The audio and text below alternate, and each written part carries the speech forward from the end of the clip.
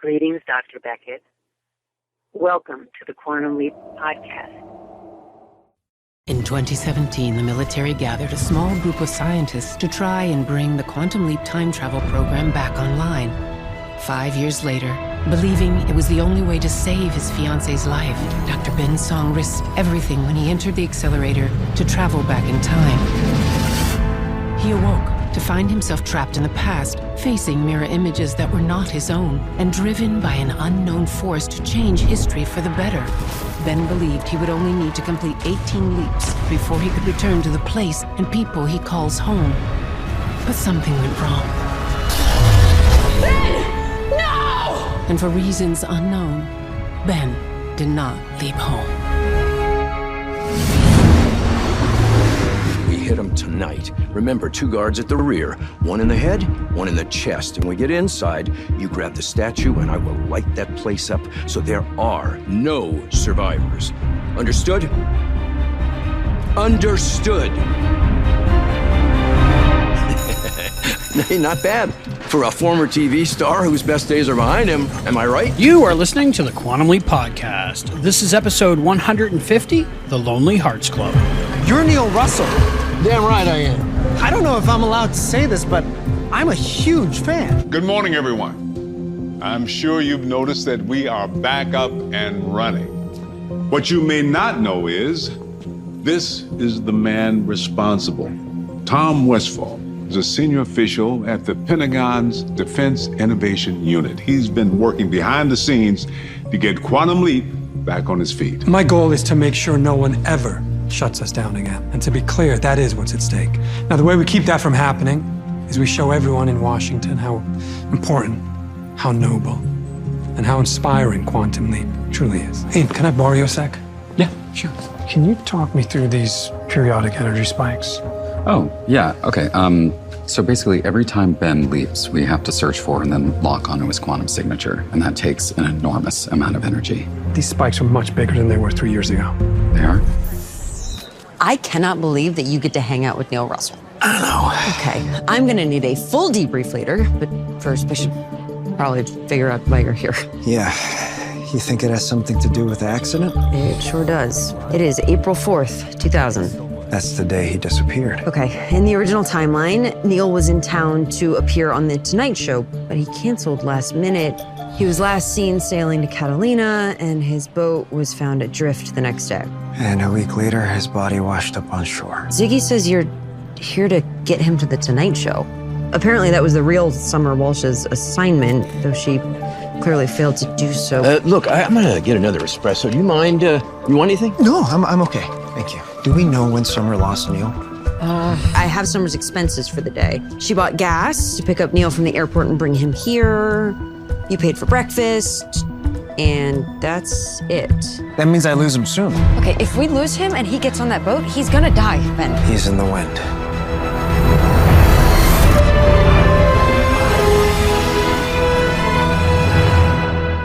Welcome to the Quantum Leap Podcast, everyone. I'm Christopher DeFilippis. And I'm Matt Dale.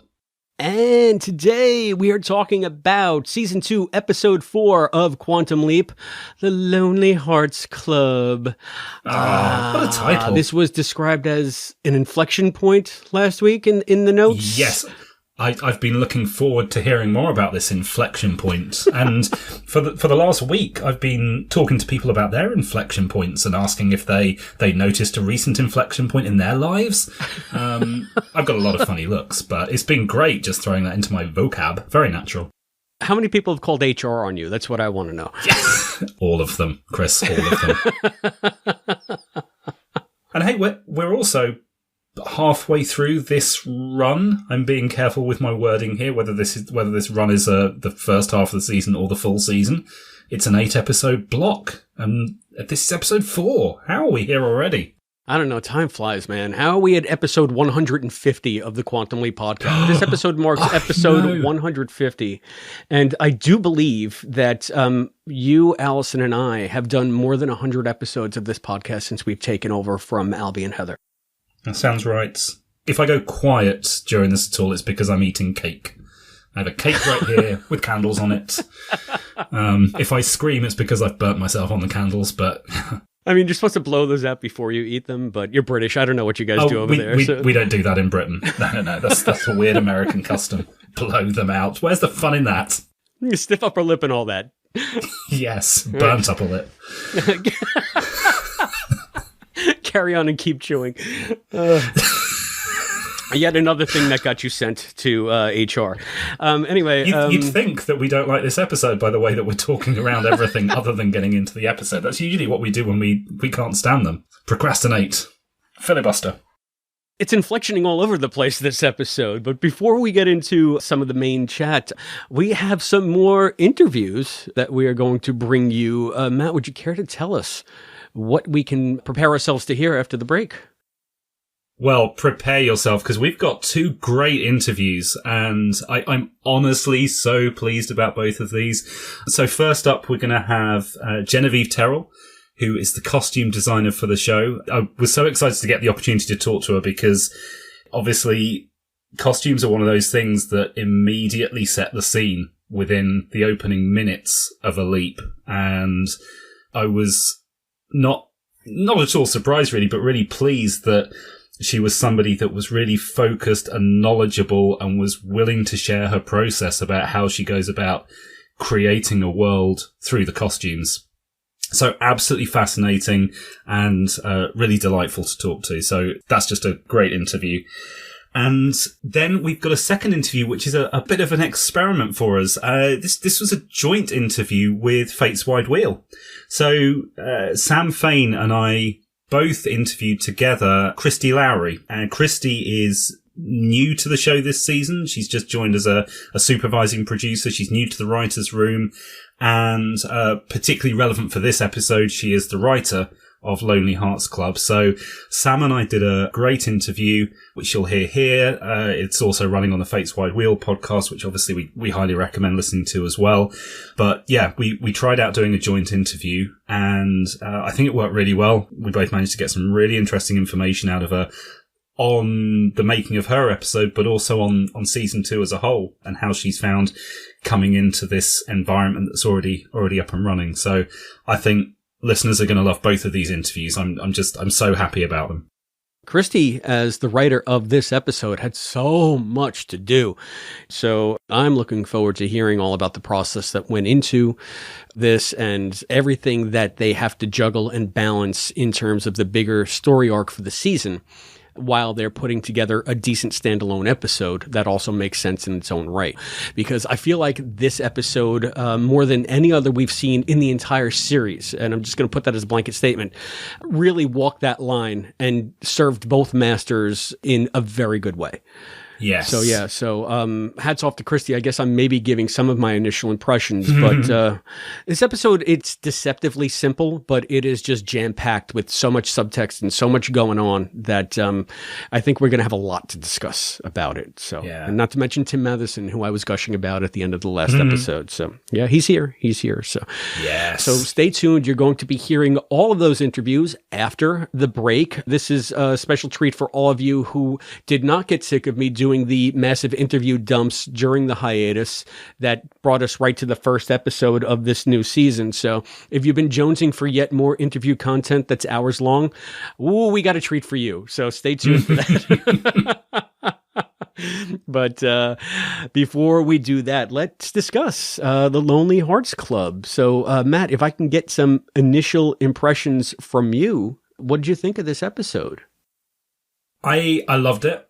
Now, I think some of that is because I'm biased towards enjoying romantic comedies, not as much as Albie, who's obsessed with romantic comedies. I'd love to know what he thinks about this. I'm a seasonal rom-com lover, and it's, October now, so we're getting towards the Christmas season where there'll be lots of Hallmark movies with someone from the big city falling in love with someone from the back of Beyond, and the posters will have lots of red and green on them, and I'm just getting into that mood, and this was the perfect starting course for what's coming up over the next few months in my household. So as a rom-com, I think it was fantastic.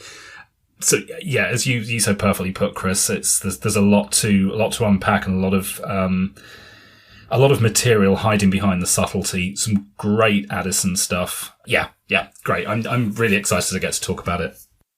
Yeah. Now, let me go in saying right off the bat, this was not an episode I expected to enjoy. This was an episode I expected to get through. I do like Tim Madison, and I was excited to see him. I think he's great whenever I see him.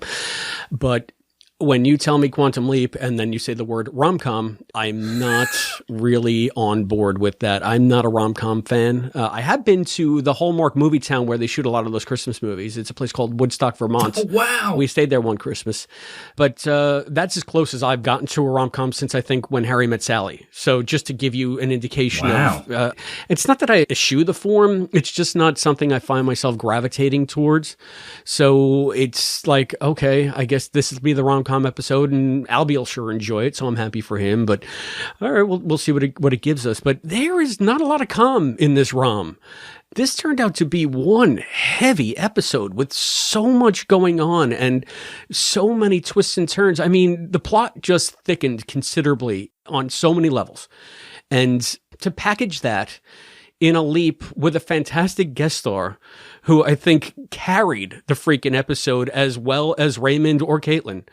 Wow. Just wow. I was so pleasantly surprised at the caliber of this episode that I'm stunned. I can't wait to talk about so much of it. I feel like I'm a little bit overwhelmed because there's just so much to talk about, even though there are only like 2 or 3 main themes. See, I think you're letting the very memorable dramatic pieces take over your memory of the episode, because yes, there's very little out-and-out comedy, but there's just such a sense of fun throughout it as we've got this more mature leading man kind of bouncing around and Ben bouncing after him so excitably about doing all this cool, crazy stuff. It's just fun. There doesn't have to be one-liners for it to be a comedy. And I mean, it still had one of my favourite one-liner of the season so far. Oh, she's marrying Michael Stevens, their co-star on the show. Ben! And he's got a samurai sword! Had me giggling. It was such a funny line, but there's a lot of stuff I would still describe as comedy throughout this that you can't. It was just in the physical performances of the two bouncing off each other and getting excited for this madcap plan.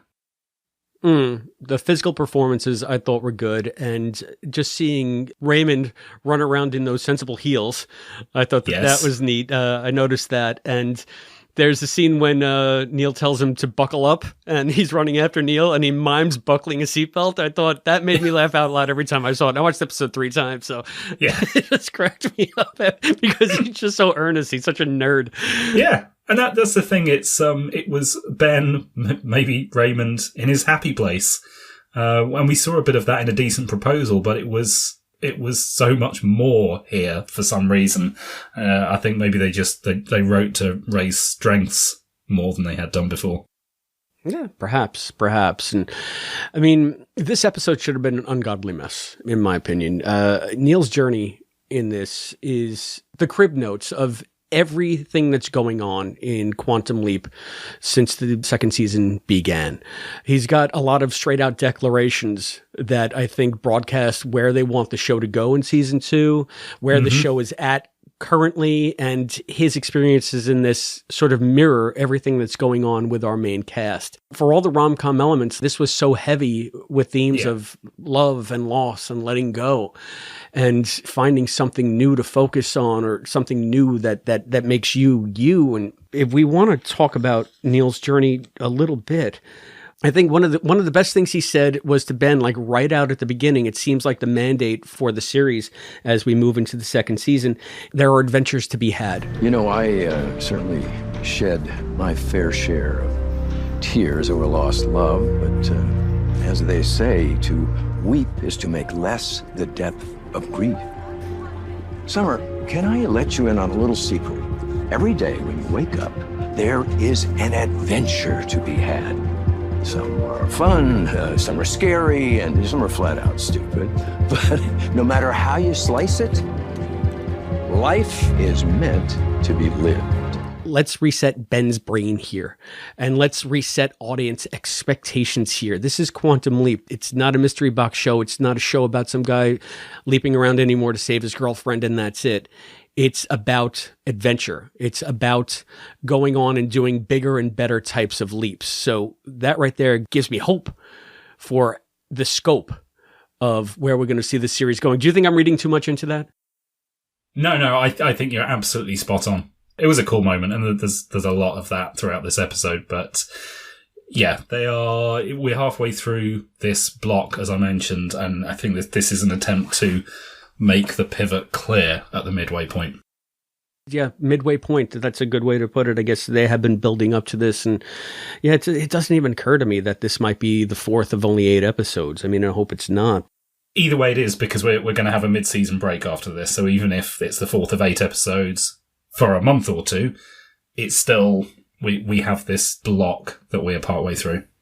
I'm liking the pacing of this season so far, because we had the Ben side, we had the project side last week in Closure Encounters. We had sort of the messy coming together of both of those sides. And I think that I had mentioned on last week's show how much I was looking forward to seeing how they have Ben and Addison still be Ben and Addison and make the show work going forward with this new relationship that they have, or the lack of relationship they have at this point. But this show just completely exploded all of that. It blew it up and said, no, it's not going to be that. Throw those notions away. And that was Ben's big lesson. I mean, Neil talks about, again, he's like the Jiminy Cricket of the script, because he keeps on bringing these pithy life lessons, and he's talking about how Still, I made decisions that destroyed what we had, and it was like a part of me was torn out. I lost my other half. And then you're just drifting through life, lost. Well, that shouldn't work because it's so on the nose, but God damn it, did that work? Yeah. And we've seen a lot of that kind of stuff throughout the series, where Ben has that moment of, yeah, this is going on in the leap, but actually this reflects what's going on with me. Huh. But it's usually just drip fed out a little bit at a time. This episode drives that home again and again, but it never gets tired for me. I'm trying to remember the episode where I think they did it most effectively in season 1, and it was probably Fellow Travelers. And I can't even remember the context. I just remember that episode standing out to me for that very reason. The fact that the leap plot mirrored Ben's personal journey at that point and what was going on in the series at that time. Yeah, there was a lot of stuff about trust there, and the fact that he hadn't shared information with Addison because he wants to go off and do his own thing. And then that was what was going on in the leap as well. So, and if I recall correctly at the time, I said that this might be a good new paradigm for Quantum Leap with a broader cast and a bigger team. It's to link the leaps thematically to what might be going on in the character's life, whatever character that might happen to be for the week. Who are we going to spotlight this week? Is it going to be Ian? Is it going to be Jen? Is it going to be Magic? And I feel like they did that to varying degrees, but they didn't really focus on it too much beyond that episode. It did creep in here and there, but it was never used in the way that I thought it might be used.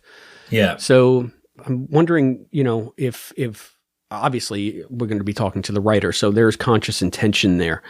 How much of that shaded the way that Kristy approached this script and just the mandate that she had? And I can't wait to hear what she has to say about all that stuff, because to me that's about process. But you have, like I said, you have to serve a couple of different masters, and it seems very difficult. It seems very daunting. Yeah. I think it's a testament to the talent that she was able to do it, and also give us probably the best Ben Addison stuff that we've ever seen. Oh, yes. Yeah. There's no point in delaying talking about it. Their confrontations in this episode were mind-blowing. It was so good. And wow. I thought that last week's stuff that Ben laid down on Addison, when he was talking about why did you desert me, why did you bury me, all that stuff when they were breaking into the military installation, that was prelude. Yeah, that was him having a rant, her not responding to that too much, and here she responds. He pushes it just a little bit too far, and we get the full story. And I know I've been following this stuff online all the discussions on social media where some people are saying, well, Addison should have waited forever. Some people saying, I completely understand why Addison couldn't and how tough that must have been for her.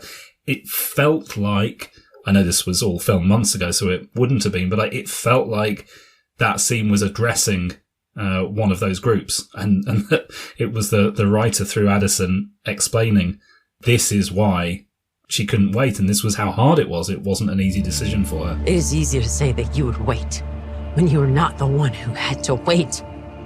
When you were the one who left, and not the one that got left behind.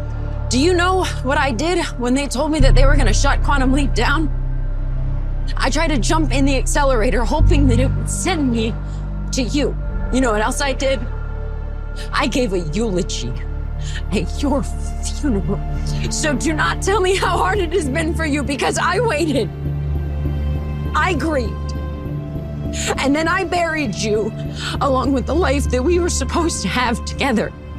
A life that you left me in alone. I'm firmly in the camp of this whole situation is messed up and no one's happy and it's no one's fault. But that doesn't mean that it's Addison's fault. So I was really happy to see that. Now, whether the viewers will see it that way, I'd be really interested to know if anyone that's been anti-Addison the last couple of episodes feels differently after that scene. Or if they're just still firmly on the, no, she should have waited forever. It sent chills through me as I was watching it. The only thing that I'm really glad that we didn't see, because that would have been a little melodramatic, is when she said, and even when they tried to shut down the project, I tried to jump into the accelerator to come and join you. I don't know how would that play out on screen? Would that look hokey? I mean, it sounds good in the argument and you can picture it and it works in the scene, but I'm trying to figure out. Didn't see that. Yeah. I feel like that's better left off camera, but it's still an effective way to show her dedication to what they had. And this had another, and we've spoken about this a couple of times so far this season. That scene was another one where Caitlin was coming out with some great emotional stuff, and I 100% bought every single beat. Ray had some lines, but a lot of what he was being most powerful with was his reactions to her and the look on his face, and just some of that, the physical work he was doing there was some really strong stuff. It's surprising me how much I'm enjoying it when Ben isn't saying anything at all. Those have been some of my favourite moments so far this season. I agree. Raymond just has such a wonderfully expressive face, and he knows how to use it to just convey subtly depths of emotion. And he's done it now consistently throughout these first 4 episodes. Again, there's the paradigm shift or just a different mentality on set or something. Maybe Dean is bringing something new to the flavor of the series, but it seems to me that we're getting much more subtle character work than we have in the entire first run, because I don't know, Ben was weirdly flat in a lot of leaps. And we had discussed his lack of reaction to being in new situations, because I think they were just so busy trying to move the story forward and get all the plot elements done. I think that they put a special focus now on the more human side of it. And as a result, we get these terrific subtle performances from all of the cast. It has sort of a ripple effect, because it's a whole different sensibility, and it seems to me like it's to the betterment. It's like the rising tide lifts all boats, kind of thing. Anyway, I think it's a rising tide because I'm enjoying it more than what we were seeing in the first season. So, what I loved most, and you can maybe laud Addison for this, for people that are hating on Addison, oh, you should have waited forever. Ben is like saying, I leapt to save you and you left me. You couldn't wait. I wanted her to turn around and say, fuck you. Nobody asked you to save me. That was a choice that you made. And now you're going to blame me that you're stuck in time over it. Now I have to feel guilty. It's almost like he's mansplaining to her the sacrifices that he's made, and now he's in this pickle, and she just gives it back to him with both barrels without calling him out for just his sheer fucking hubris, you know? Yeah. Like, good Star Trek reference there. And this is what I mean by this whole situation is so frustrating in a good way, and there is there's no one really to blame because what Ben did was honourable and done with good intentions. And we've spoken about this before. We spoke about this when we were covering Fellow Travellers. But clearly, he made those decisions and he's landed himself in this awful situation which had a knock-on impact on her. And what if, again, going back to the Fellow Travellers theme, what if he had trusted Addison and the rest of the team and said, I've just learnt this. What are we going to do about this as a team? You know, it never even occurred to me. I guess you wouldn't have had a whole first season. Otherwise, Ben wouldn't be a leaper. Of course. But these things are coming back to haunt him now. Yeah. Again. Yeah. The road to hell is paved with good intentions, right? Yeah. We had that scene, I'm skipping ahead a little bit, but we had the scene between Ian and apparently Ian is back together with Rachel. Yes. And she said, "Don't you dare say keeping a secret from the person you supposedly love isn't lying. I can deal with your savior complex. Some days it's even admirable. But I told you I wouldn't do secrets anymore." Rachel, please. Rachel, I'm sorry. You always are. Okay, so we know now that a couple of the characters in the show maybe have a penchant for, quote, rescuing their significant others. And it's just nice to see the person who is supposedly the object of being rescued turning around and saying, nobody asked you. You didn't have to. You thought you had to do it. Don't blame me for where you're at now. Yeah, good stuff. Good stuff. But heart-wrenching at the same time. Yeah. Oh. So, okay, breathe, Chris, breathe. So, hey, some funny stuff there, huh? Yeah, this is a lightweight episode. Let's rob a wax museum of a tuxedo and break into a wedding. Yeah. And this is the funny rom-com kind of stuff. Yeah, there's so much lovely levity in between all the heavy stuff. Keeps me happy. So, Ian and Rachel, huh? I mean, apparently they had gotten back together in the course of the 3 years since we saw them last. Yeah. They were pretty little lattes the last time we saw them, were they not? Yes, now it's sushi. This obviously it's things are more serious. Sushi is serious. It's sushi serious. Rachel's played by, refresh my memory, Alice Kremmelberg. And that is Mason's real life significant other, is she not? It is, and I've got to say, back in Family Style, when she first appeared, I remember a number of people saying, "Oh yeah, great that it was Mason's real life partner because you would never have got that performance otherwise, or at least that there were shortcuts that they could take to get a real performance." And I sort of bought that, but there wasn't that much to latch onto in the scenes in Family Style, so I thought, oh, yeah, okay, fine. I still think pretty much anyone could have done that. No offense to Alice's acting, but just in terms of the interplay between them, I didn't feel best use was made out of using Mason's real life partner. And I don't think it was written for Mason's real life partner, so she was just cast as people are. So perhaps that was why I never felt that. Obviously, with her returning, now they know it's Mason's real life partner and they push things a bit. And oh my God, that performance between them. I do not believe the finest actors in the world could have pulled that off without them actually being in a real relationship. There were so many just micro looks they were giving each other throughout that I bought that completely. Such a tough scene, and I could imagine both actors walking off set and having to breathe.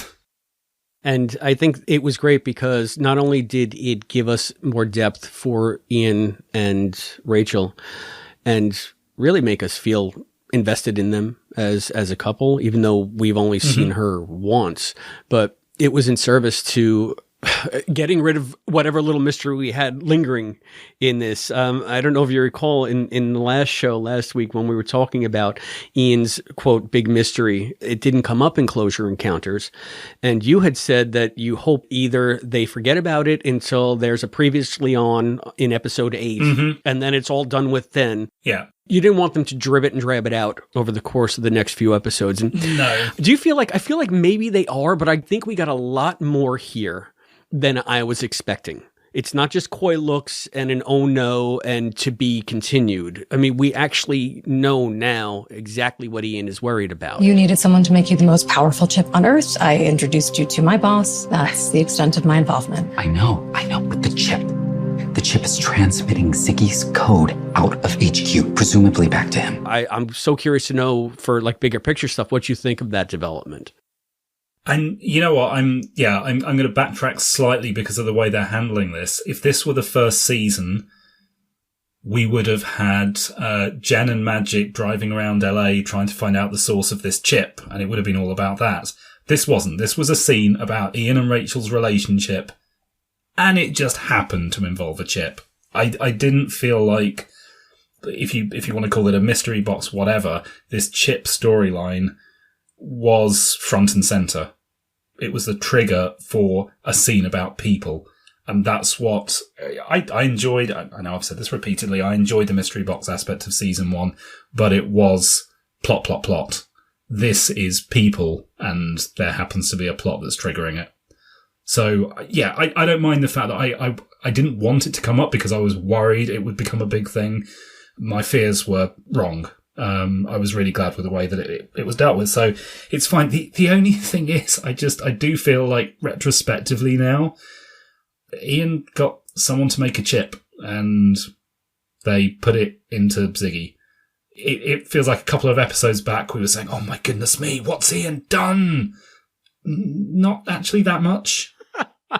Maybe to recap for people that haven't been following or just out of convenience. So we learned in the second episode that Ian said that they left a light on for Ben for that 1 in a billion chance that Ziggy would be able to ping Ben and then notify Ian, and then Ian can come and rescue him and bring him home and all that stuff. Yeah. And then Jen alludes to the fact at the end that Ian actually didn't do just that. There was something bigger at play. And I guess this is that bigger thing. Ian commissioned Rachel's boss to make some kind of super microchip to help in the effort of tracking Ben. Jen helped install that chip into Ziggy illegally, and now that chip, since they've found Ben, has been sending data back to Rachel's boss that is also potentially revealing not only Ziggy's secrets, but the fact that they are part of a time travel experiment.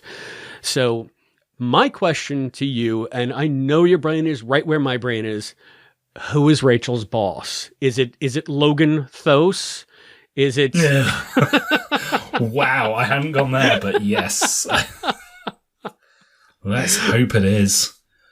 Wow. So many possibilities. I don't think it's going to be anything tied to the original series. I think it will be some businessman that wants to build time travel for his own evil corporate intentions.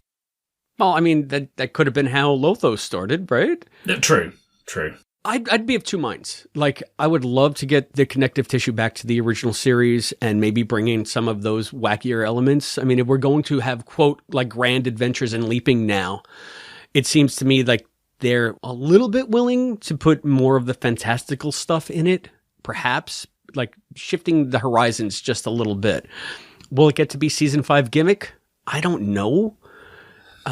Do I want it to get to be season 5 gimmick? Fanboy, yes. Quantum Leap fan, sorta, but not really. I don't know, man. Like, what would you embrace? Would you embrace that if they did it? How would you feel about that? Yeah, it's tough because there's the Quantum Leap fanboy in me that wants all these boxes ticked, but I also don't think they could do it and make it good TV. I don't want my own beloved show to jump the shark just to keep me happy, which is what I feel like would happen if they started doing all that stuff. I'd rather they forge their own path. I mean, well, one might argue that they jumped the shark when they introduced evil leapers to begin with. Yeah, okay. Maybe that hurdle has been cleared.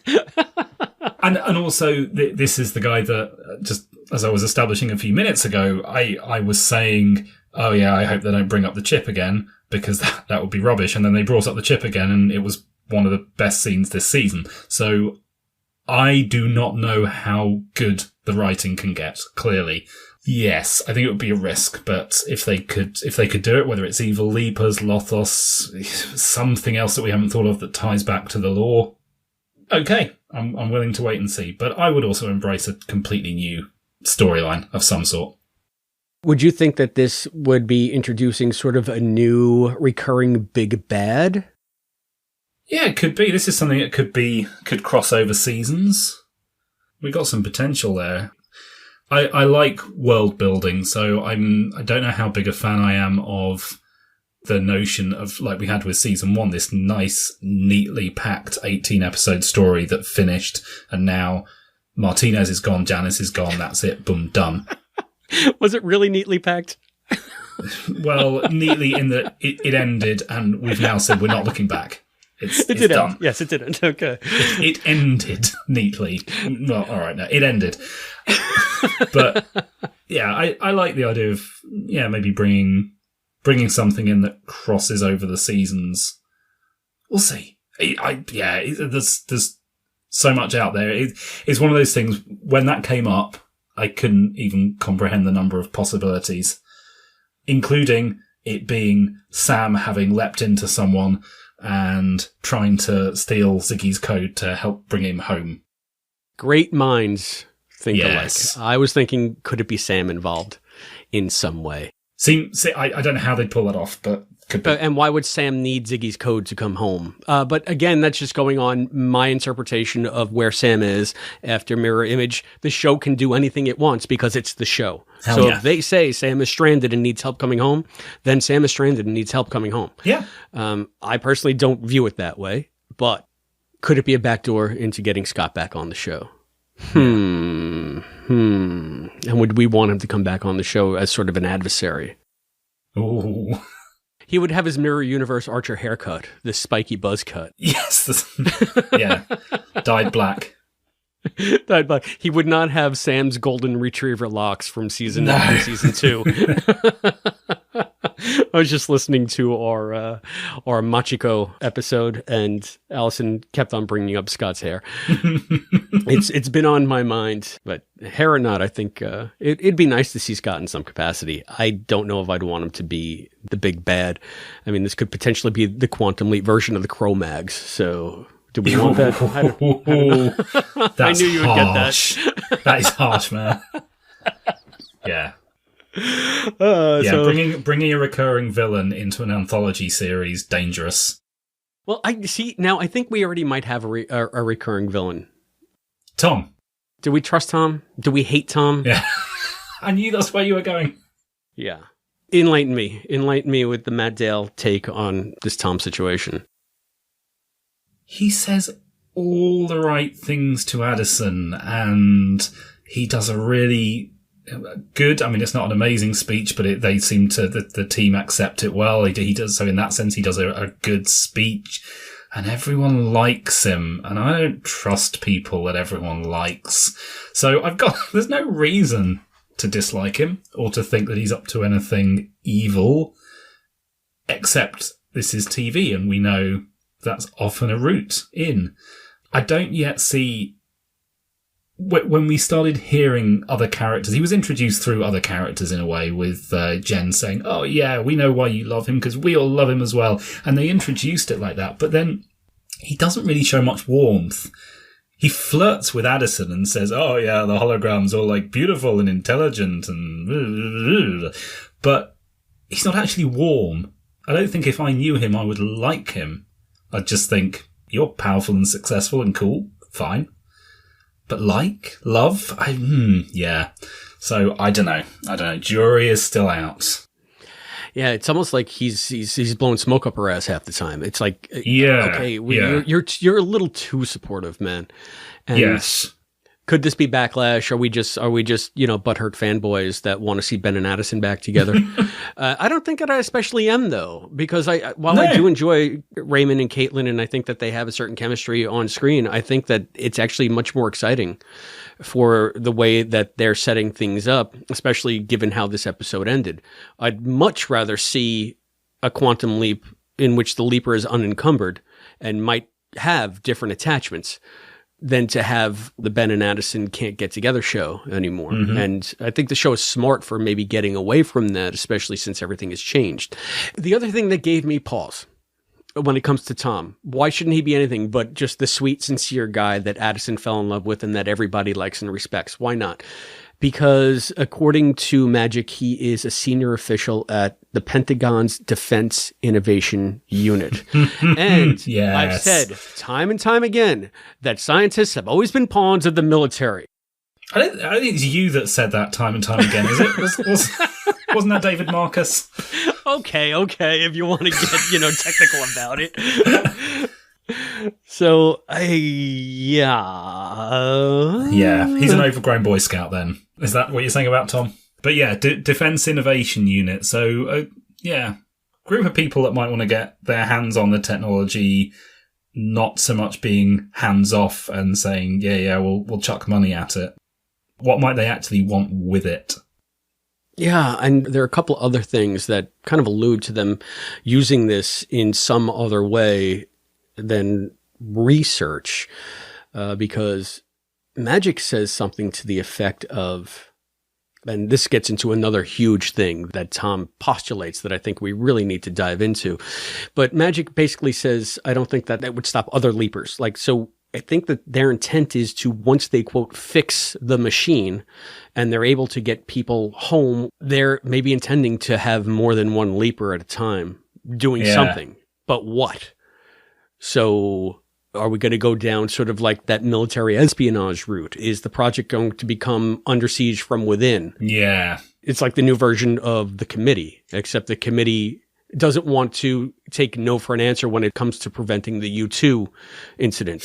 They don't want to hear about GTFW. They want to get somebody in to actually facilitate them getting the job done instead of saying that it can't be done. Would you like it if it went there?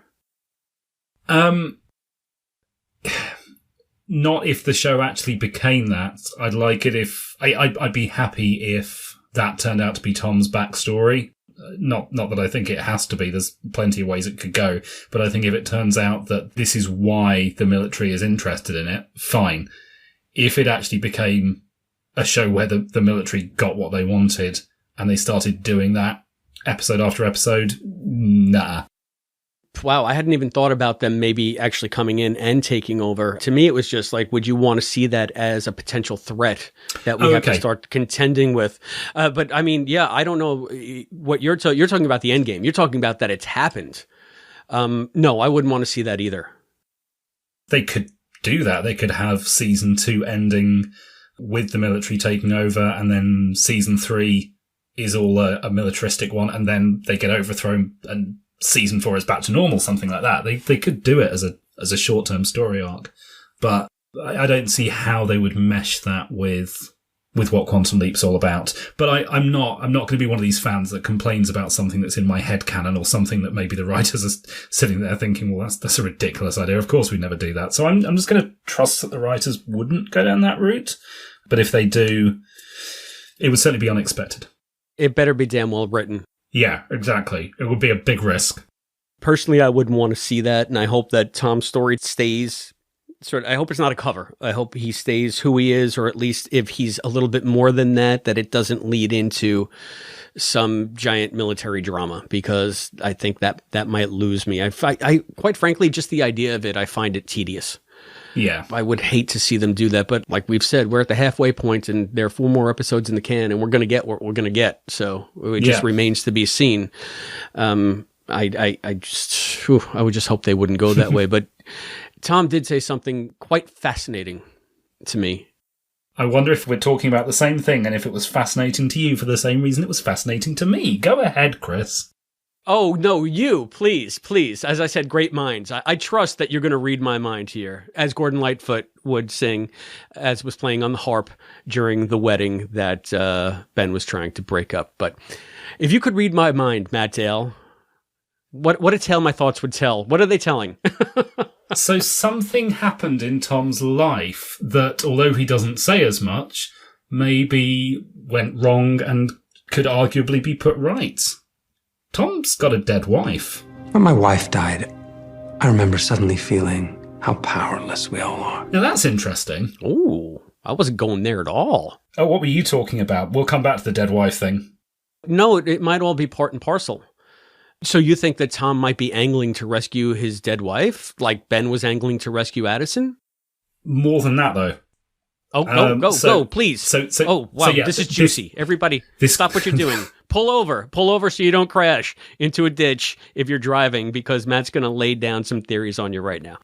Yeah, but this is full on reaching from like 2 words to extrapolating out an entire story arc. So yes, could be Tom's motivation, but whether it's Tom that prompts it or whether it's GTFW that prompts it, Ben has a leap where he has to save Tom's wife's life. He succeeds. This leads to a new timeline where Tom and Addison never got together, but because Addison is part of the project and so close to it, she remembers the whole timeline where she got together with Tom. Tom is off out there living with his wife, who is still alive. Maybe he's even still in the project, and she has to face him every single day. And suddenly she's in a position where she has all these memories, and she's got these memories of this relationship, and then immediately she has to pivot to accepting that he's with someone else, which is exactly what Ben's just been through. I was not thinking that at all. I mean, that, wow. As I say, extrapolation. If 10% of that turns out to be true, I'll be shocked. But it would be a nice parallel. I don't want things to be bad for Addison. I like Addison, and I don't. She's gone through enough. Leave Addison alone. But if they're going to mess with Addison even more, I think taking Tom out of her life through timey-wimey stuff would be pretty brutal, but pretty amazing. Yeah, no, wow, you have such a timey-wimey brain. That is not where I was going at all. Mine was so much more surface. Maybe I'm not as smart as I thought, or as innovative. Mine's not smart. That's just crazy stuff, but I need an aluminium hat to get on your level. No, wow. Jeez. Now my brain is now racing on those possibilities. I had not thought of that at all. What I focused on was that conversation between Tom and Magic, in which Tom postulates. First Sam Beckett, now Ben Song. In both cases, our assumption was something went wrong. And if we can fix it, one or both of them could come home. Well, that is the goal. But what if the engine of Quantum Leap is sacrifice? What if sacrifice is the price we have to pay for change? For 30 years, we assumed the technology was broken. But what if it has to be a one-way trip? So is sacrifice what's required in order to go out there and make a difference? And to me, that is a fascinating conjecture, especially on a show that has done its level best up until this point to basically ignore the bigger philosophical questions and guiding forces that could be GTFW. And the W is really where I've always been, or, whatever, something that we haven't even conceived of. So it's a fascinating thought experiment to me. And I would love to see, I can't imagine that they would just bring it up as a side conjecture and then never talk about it again. So do you think that this would become a bigger plot element as the story goes along? Are they going to be exploring ideas of sacrifice and the necessity of sacrifice when it comes to leaping? Interesting. I didn't think they would. I made the same observations as you, that moment felt like something that would have been very much at home in the original series, where it wasn't about the technology, it was about the philosophy. And then in the new series, it's been very much, Sam used to believe it was God, but this is, we have a machine, we have technology, this is what does it. And what Tom says here does mesh back to the original series quite nicely. I did think, though, it was a one-off, but I'd welcome more discussion of that. And if they can find a way of actually making that real, I don't know how you'd explore that besides by conjecture. Yeah. But if they can do it, that would be cool. If they could figure out a way of bringing that into a storyline.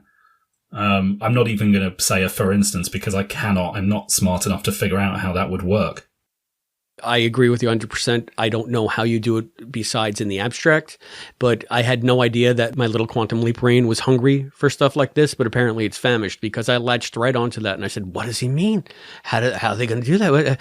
And then it started to clash with other ideas I have in my head of the nature of leaping since Mirror Image. I know I'm a broken record, but what's the sacrifice if Sam has decided he's going to keep leaping? And that's why he didn't come home. And that's, like I said just earlier, that's my take on it. They can do anything they want. It's their show. And when they do, it's canon. So I just would hope that they would do it in a way that aligns with the messages I think that I've taken away from the original series and extrapolates and expands on those rather than contradict and push all of those aside. Yeah. Poor Chris. Poor Chris. This is a dangerous time to be a fan. I might be as delicate as Ben. I might lash out at you, Matt, but I won't mean it. It's fine. I'll have my counter arguments ready, Addison style. It'll be ugly. We'll have a big ugly cry and then we'll move on.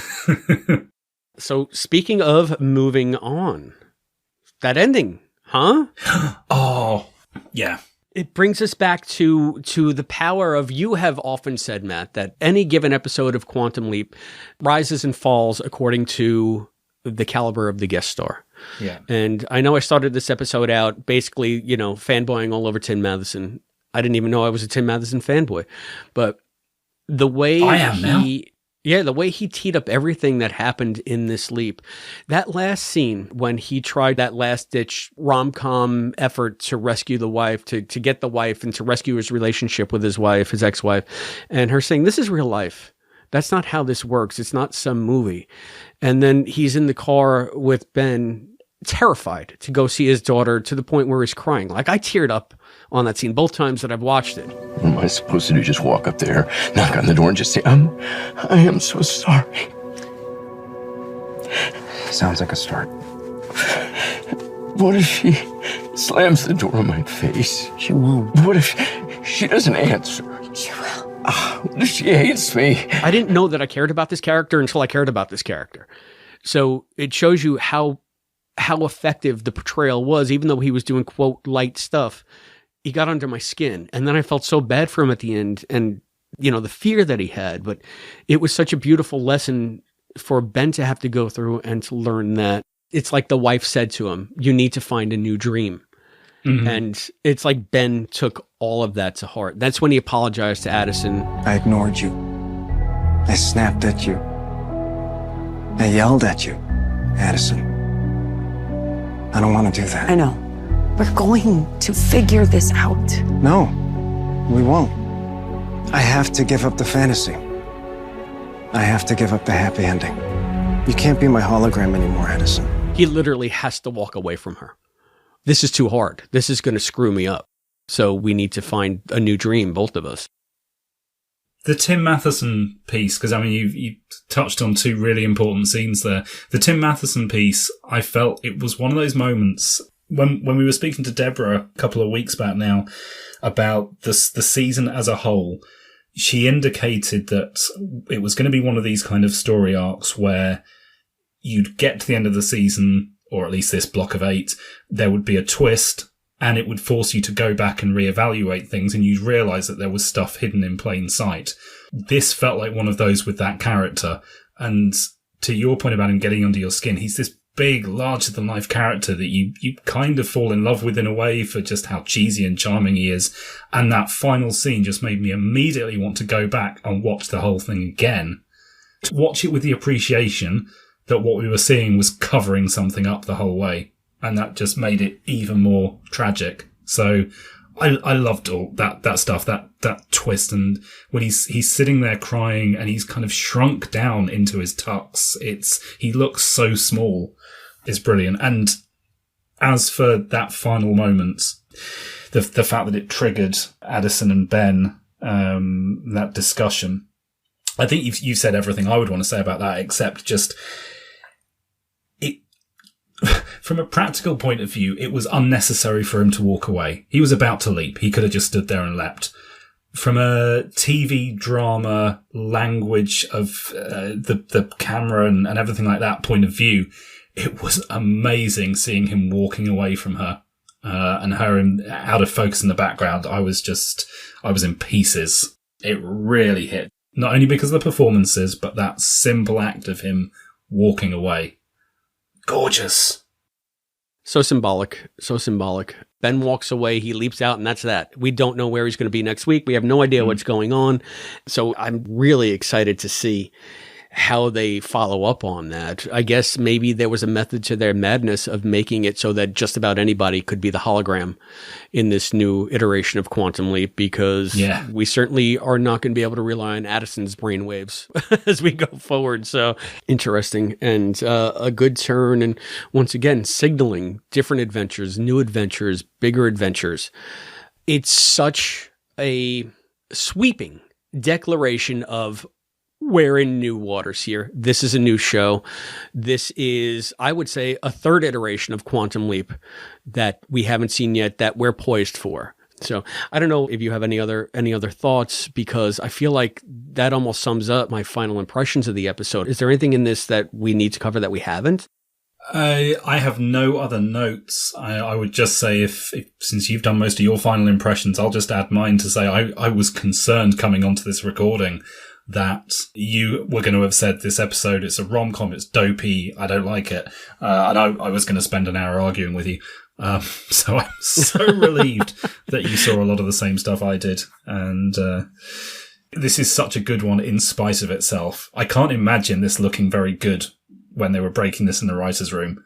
It seems like it's an episode that shouldn't work, but wow, it does. Yeah, and I think maybe it's because they wrote it specifically in the rom-com style because, this is where we get Ben and Addison back together. And then they completely subvert those expectations because this isn't a movie. This is real life, even though it's not real life. It's a movie, but still. I think it took a great stand, and to set it in Hollywood and to set it in the land of make-believe, only to have it come crashing down to reality is just another way that they were subverting the expectations. So they knew exactly what they were doing to us here. And they used every trick in the book to the hilt in a good way, not in a cheesy way, not in a deceptive way. I don't feel betrayed by this episode. I don't feel like it set me up for a fall. I feel like it brought me to the place that I needed to be in the headspace to go on watching this version of Quantum Leap. And I'm liking it 10 times better than anything I've seen before on the Revival series. So kudos to this ep. Yeah, such a fantastic one. So much fun. Yeah, and I think that puts this discussion of the Lonely Hearts Club in the books. But don't go anywhere, because after the break, we will bring you our interviews with Genevieve Tyrrell and Kristy Lowrey. Stay tuned. The QLP is brought to you by listeners like you. Please go to patreon.com/quantumleappodcast and give as much as you can. For as little as $1 a month, you can be a contributor to the Quantum Leap podcast. It goes to covering our server cost and helps keep the podcast going. Thank you. I'm Jethro. And I'm Matt. And we're the co-hosts of the Drunkard's Walk podcast. Do you know what the St. Pancras Railway Station, Hydrox Cookies, and the Ragamuffin Cat all have in common? They're all pages on Wikipedia. And on Drunkard's Walk, we go from one random Wikipedia page to another only through the internal links of Wikipedia. That's right. And we get those destination pages from guests that come on the show that we talk to and find out why they give us those pages. And there's a little drinking and a lot of arguing. So check out Drunkard's Walk wherever you find your podcasts.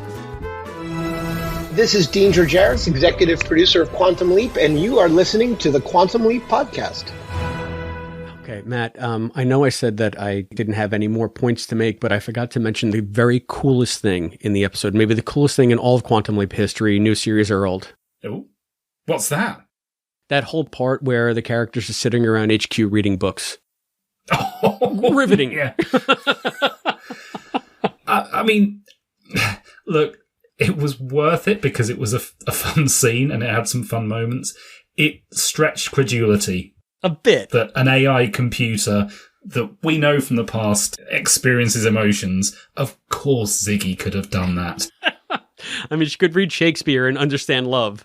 So yes. I was immediately reminded, for some reason, I don't know if you were as well, of the scene in Star Trek VI where they worry that the universal translator would be recognized, so we have to do it the old-fashioned way. And you're like, what? But it's funny, so whatever.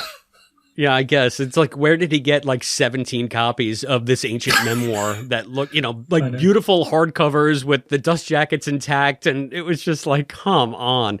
I believe this like I believe Uhura can't speak conversational Klingon to get them through a border post. I mean, Yes. we need giant dictionaries. It's so dumb. So I'm sorry. I guess maybe I had over the break, I could reflect on something that I didn't like about the episode. Yeah. I'm sorry, Kristy. I didn't mean it. If that's the worst we get from this episode, we're still doing pretty good. And yeah. So Matt, do you want to tee this one up? Because we do have the 2 interviews that we discussed on our way into the break, and we're starting with Genevieve, are we not? We are. So, yeah, Genevieve Tyrrell, the costume designer. And, I'm just going to throw straight to this because she does such a good job of speaking for herself. So, this is Genevieve.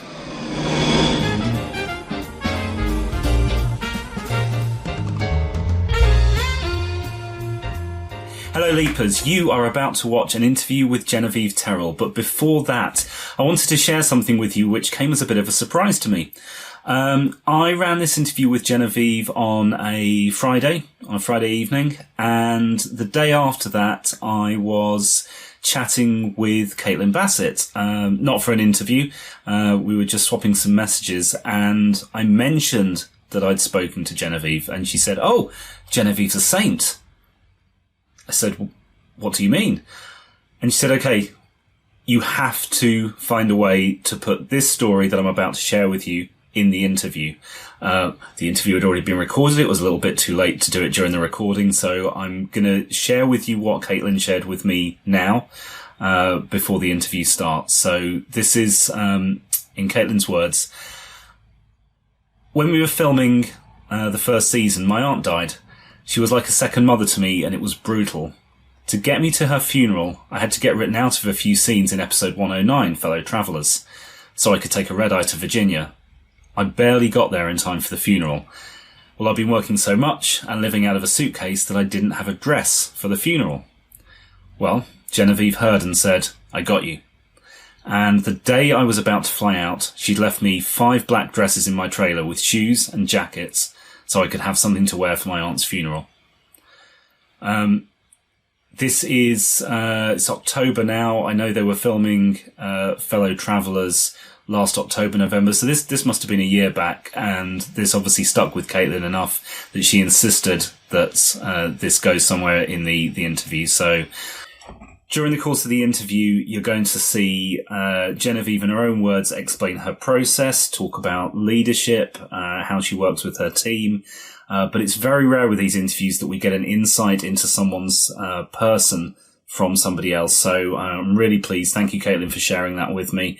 And now on with the interview.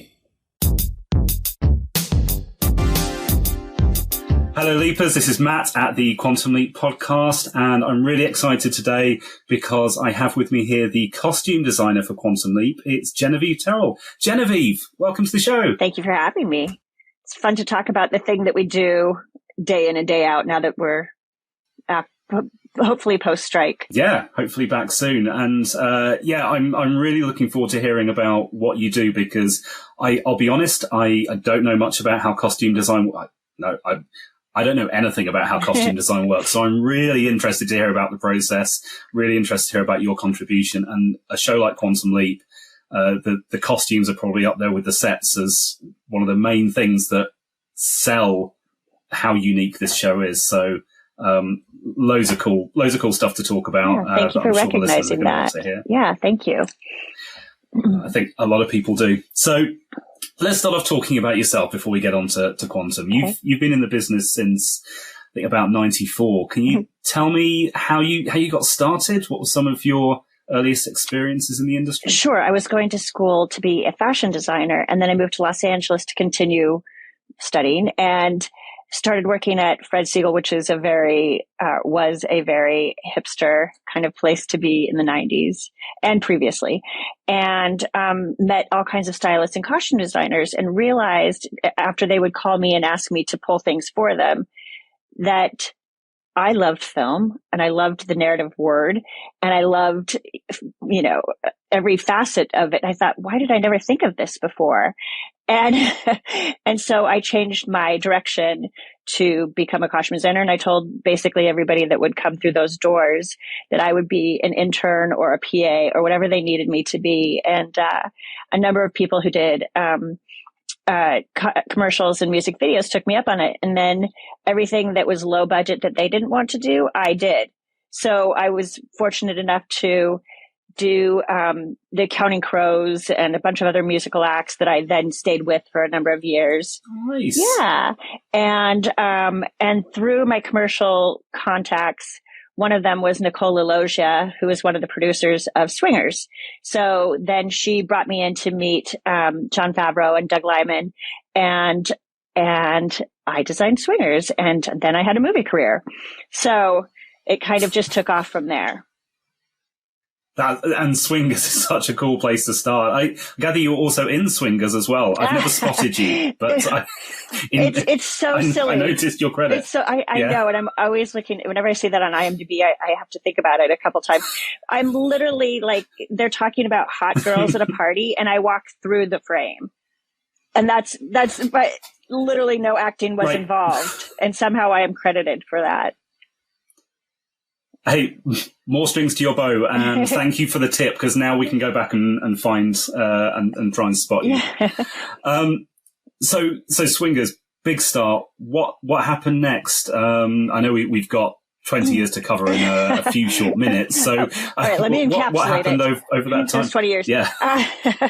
I then became, very much the niche of dressing hip guys and creating some hierarchy of cool within, male fashion in film. And I did a number of independent films in the 90s. It was sort of, back to back to back indie films. And certainly that was the heyday for making indies. And then, that parlayed itself into making bigger budget movies and meeting different people at Disney in particular, which seems like a kind of an odd twist, but I was hired to design some movies over there, and I worked with Andy Fickman a great deal, this director who I did maybe 4 or 5 movies with, and a lot of things in between that, certainly. But I then moved exclusively into film and didn't really do that many commercials or music videos anymore. And then from film, I started adding in TV when I was doing pilots, but not doing the series. And then I did Entourage. So I did the first season of Entourage, basically the pilot in the first season. And then I left, I had a child, and then I came back with designing the movie Dukes of Hazzard, and then went back and forth between TV and film for the next however many years that has been. So, and wait, a lot of things in between there. I'm going to a thing for Freaky Friday tonight because I designed Freaky Friday. Yeah. Fabulous. Yeah. And you're going to a thing for that tonight? Yeah, there's a screening that a bunch of the crew has decided to all go to, and so we're all getting together, which is a first. We haven't, done that ever since making the movie. So it'll be fun. Yeah. Yeah. I imagine that was that film would have been a lot of fun to work on as well. It was one of the absolute funnest movies. I mean, Jamie Lee Curtis, as everyone now knows, the whole world really is quite aware of what an amazing force of nature she is. Yes. Yes. At the time, I was just so, it was the first time I'd worked with her, and I was wowed beyond, and the Lindsay Lohan of it all, it was before she kind of dropped off the other side for a while. And we just had a great time making it. It was, we knew it was going to be something really special. Speaking of something really special, that in a clunky way segues us into Quantum Leap. Can you tell me how you got involved in this relaunch? Because you've been with the new show since the start, right? Correct. I was interviewed for it, and one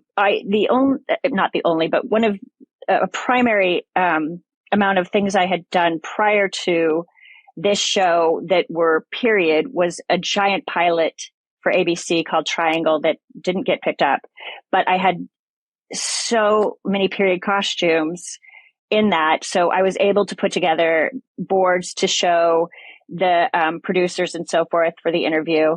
And also I had done the Evel Knievel biopic that actually never got shot, but I have beautiful fitting photos. So, it was nice to take everything that had come before that hadn't been seen and present it that way. And so I met with the producers maybe 2 weeks before we started shooting and had a very, very short time to prep it and turn around that first episode for 101. So, and then, it was kind of just off to the races because, it's every week, as you know, because you do watch our show. It's a period movie. It's an action movie. And so the process is, has to be intrinsic and also, just you can never just stop and just hang out and have a nice quiet afternoon. It's never going to be that show. It's always going to be, researching, and the process starts again and again, rinse, repeat.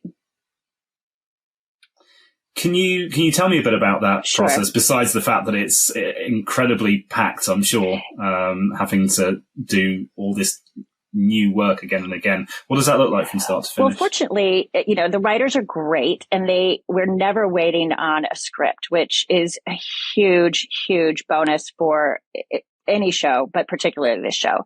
So, while we're still shooting the show that has been prepped, so say, 201, is on its second day of shooting, I have already read the next episode, and I'm already deep into the internet, basically. I use Shot Deck, which I highly recommend. It's created by a cinematographer, and it has tons and tons of stills from films that would not otherwise be found on the internet. So it's a very great resource. So I pull those for the costume boards that I'm creating for the upcoming episode. And then we also use occasionally, not always, there are a few other websites that have Sears catalogs from all the years, and JCPenney catalogs and things like that. So Brilliant. Those are a wonderful resource, and that's another online resource. There are a couple different costume houses that have amazing amounts of like Life magazine and Time magazine bound together. So they truly have a library, and I've gone in there and sat there with Genius Scan and scanned, pages and pages and pages of things for any given episode, because it's nice to see what people are wearing, not just in the photo shoots, the spreads in the magazines, but also in the ads that they're showing in the magazines, which you don't always find online. So there's that. And then what we do is, excuse me, so while I'm making the complete set of costume boards, I then pull out also the five people who are my HQ principals, whether it's Magic, Ian, Jen, Addison, all of the rest, sometimes Tom, right? So I pull all of their costumes out and create a board of their looks too. So that goes into that equation. I also create boards for what the background will wear. So that's a lot of, additional research. So my initial boards for any given episode are maybe 20 pages. And then, we cull it down. And once I start having fittings, then those actual pieces that are chosen go onto the boards. The idea of them is swapped out for the actual look on the boards. But we also, one of the major challenges of this particular costume department is that, with Ben, when he's leaping into the host, we then need to find, a period vintage costume that, out at a costume house or somewhere out there that is a good representation of what we would like for him to be in for the actual episode. And then we go and we try that on him so we can use it as a pattern. We source the fabrics and the trim, the buttons, the zippers, the everything. So they're period correct. The shoes, hats, whatever else, the belts, so that it's all period correct. And so then we custom make Ben and his host. And the stunt presumably different sizes. So and the stunt double, and sometimes a driving double. So we'll have maybe 5 to 7 of any given costume, multiples. So we always have to find bolts of fabric that have at least 15 yards or, something like that, so that we can create this, illusion that it's just a period action movie. And it's just, it's amazing how it just all comes together. So, that's, the hugest thing. And also Ray is generally in every scene. So oftentimes we get him for like half an hour before he goes to ADR on any given day. Like that's his day off, is he goes to ADR and comes to us for fitting, his one day off. So, we're very, fortunate because he is such a great and generous human with his time and humor and easygoing spirit. He's really pretty wonderful. He seems it. Yeah. Good. Yeah. I mean, the whole cast is, I have, such a fondness for each of them, and they're all so incredibly different in the show, but in real life too. So it's been a really wonderful experience. And just to your point about, because I hadn't really considered just how many doubles of each of the costumes you must have to have. I guess something like Leap, Die, Repeat, where he's in 5, 6 different hosts throughout that episode. Yeah. That must have been especially challenging in that respect. Absolutely. It was actually one of my favorite episodes to design. I think it's, I think Margarita Matthews is one of the most clever, interesting writers, and certainly, anything she devises has a really interesting twist to it. And to create, 5 of the same costume for Ben and the person, the 5 different hosts in the elevator, right? Was a huge challenge, but because it was in the spirit of it being such a well-crafted script and such a fun idea that, we just loved it. It was one of our favorites. It's funny you should mention Raymond's good humour. We were interviewing Deborah Pratt a few days back, and she said to say hi. And she also said to remind you that the fans want to see Raymond suffer in heels. And she thinks you've been very kind to him so far. I have been. I know. She wanted me to put him in some stilettos when he was the flight attendant. And it's not that I can't do, I could probably get Ray to do that for sure. However, the amount of action that's required of Ray so often would be torturous. And, I just feel like, I'm just not that much of a torturer. I mean, you've watched the show enough to know that there's not many wides. We could cheat it. Just full length wide shots. But, on the plane, there were, because of the way, just the shape of an airplane to shoot in. So, but yeah, no, I guess I have been. Anytime you want to torture Ray, just know you've got Fanda behind you. We love Ray, but at the same time. Yeah, Ray. He's playing the leaper. He's designed to suffer. That's what Scott had to do it as well. Right. I do have to say, too, about Ray that he is a really great leader amongst crew and cast on set. And he is always wanting to know and looking out for all of us.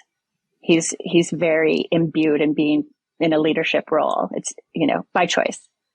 So it's a wonderful thing to watch.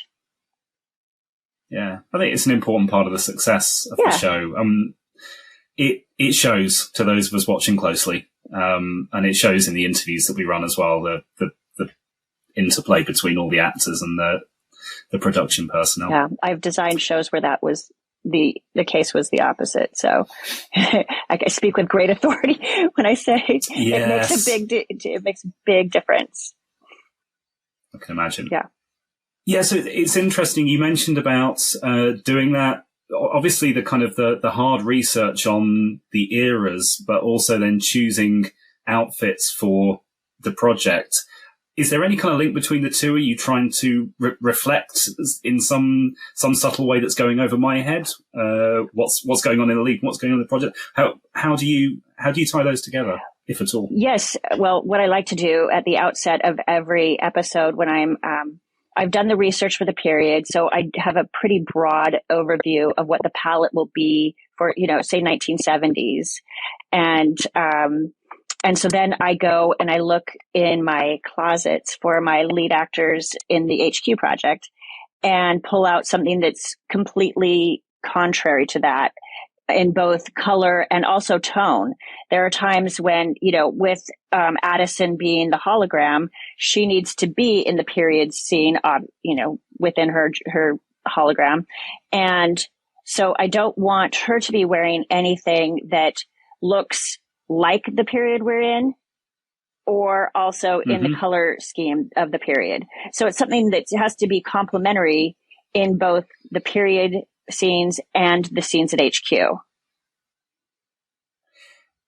Interesting. That also explains something that I think a few of us have wondered, which is in the original series, for kind of half of that reason, Al always used to be dressed in outrageous outfits so that he stuck out against whatever was going on in the period. And I think a few of us have had this question, well, why not have Addison in those kind of outrageous outfits? But of course, there's that other half she's got to fit in at the project as well. Right. Yeah. And she's such a wonderful actress and so malleable as far as, she comes from, the world of the military, and she comes into a fitting and she'll change into 50 things in 50 minutes. She's amazing, and she looks great at everything. And it's wonderful to dress her. She's not inhibited at all about, anything that I might put her in. So we could do something crazy, but it's not really the tone, is it? Yeah. So. Well, you got her into a Fermi suit this season, which was a lovely throwback to the original series. So we're happy with that. Nice, yeah. You mentioned also, and I just want to go back to it quickly, about the background. And I imagine on a quote unquote normal production, you'd spend a lot of time on the foreground artists, and then you'd be able to pull stuff out of some kind of stock or storage for the background. But when you've got, and I'm thinking of things like Fellow Travelers, where you've got dozens of extras dressed in 70s outfits. What do you do with that? How direct are you how directly involved are you in creating the look there? Well, what we do is, I have a great team that heads up the background, end of this show. And, part of the secret sauce of what makes this come together as quickly as it does is knowing which costume house to go to that specializes in something like 70s, like you're saying. So for example, on that episode, we, had all of our fittings out at, Eastern Costume. And so the primary amount of stock was pulled at Eastern, and everybody came through there. And then we shoot 2 different looks for each background and artist. And then we, upload it and create boards for them as well. So that we have, we've already established that what the color palette should be, what the look is.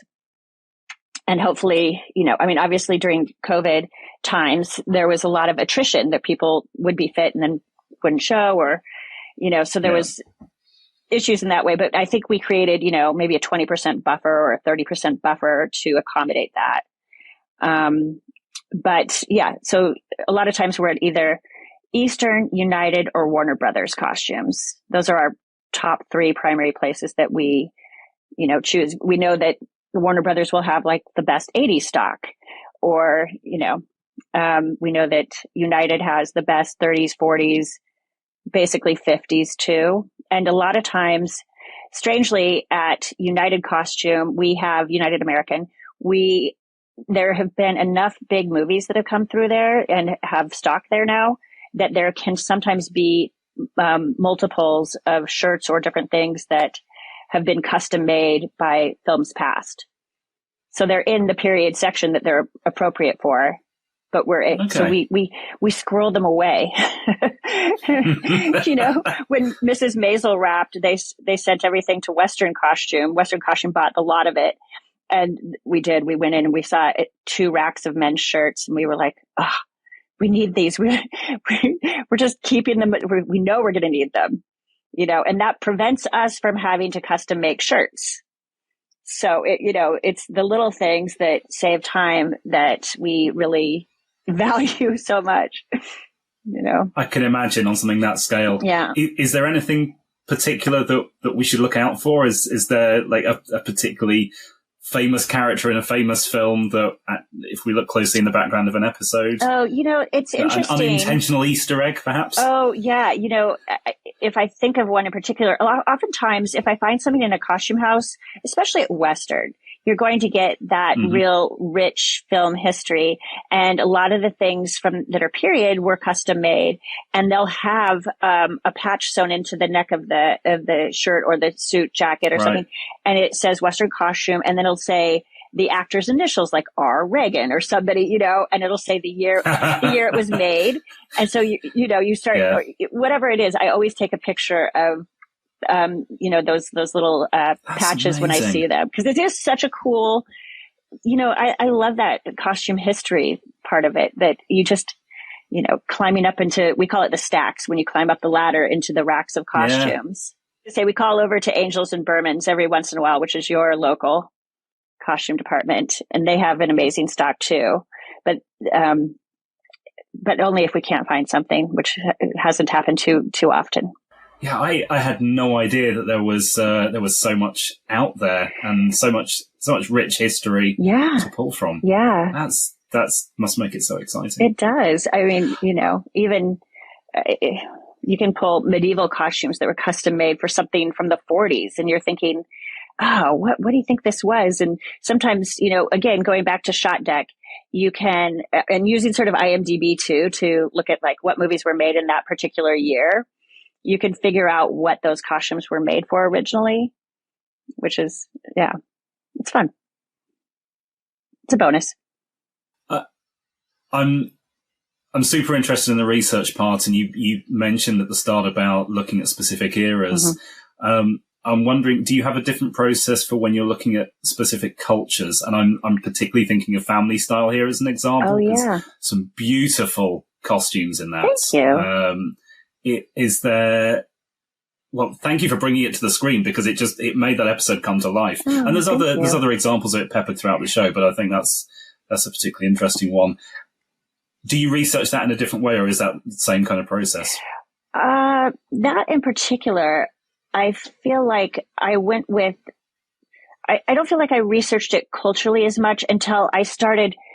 This is not to my credit, but I did a bit, yes. But when some of the actors came in, some of the women in particular, they were teaching me different things about when you wear the scarves tied a certain way or on your head, or and that it spoke of both whether you were from the north or south of India, whether you were from a specific religious background, so I was learning a lot on the job as well. And, again, there's not a master class available yet online that I've seen that can teach you how to, that specific, for costuming. But, that was a lot of fun. What I felt like was the lead thing that I chose to do on that particular episode was choose colors that I felt were the colors of the spices that they were cooking with.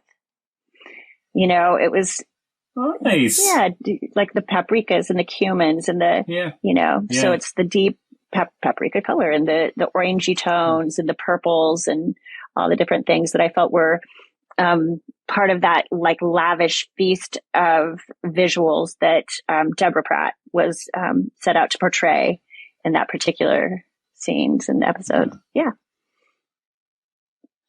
You make the whole process sound like it's a lot of work, but you also make it sound so smooth. I'm interested in knowing what kind of real challenges have you come across? What would you say maybe over the first 2 seasons up to where you can talk about has been your biggest sticking point? I mean, I won't lie. We gun hard all day. We really, I have 2 shoppers that work, at least 12 hours a day, and they're out running around getting,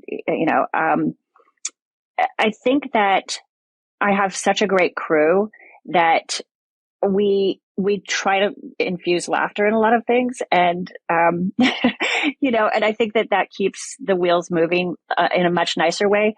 And yeah, there are days when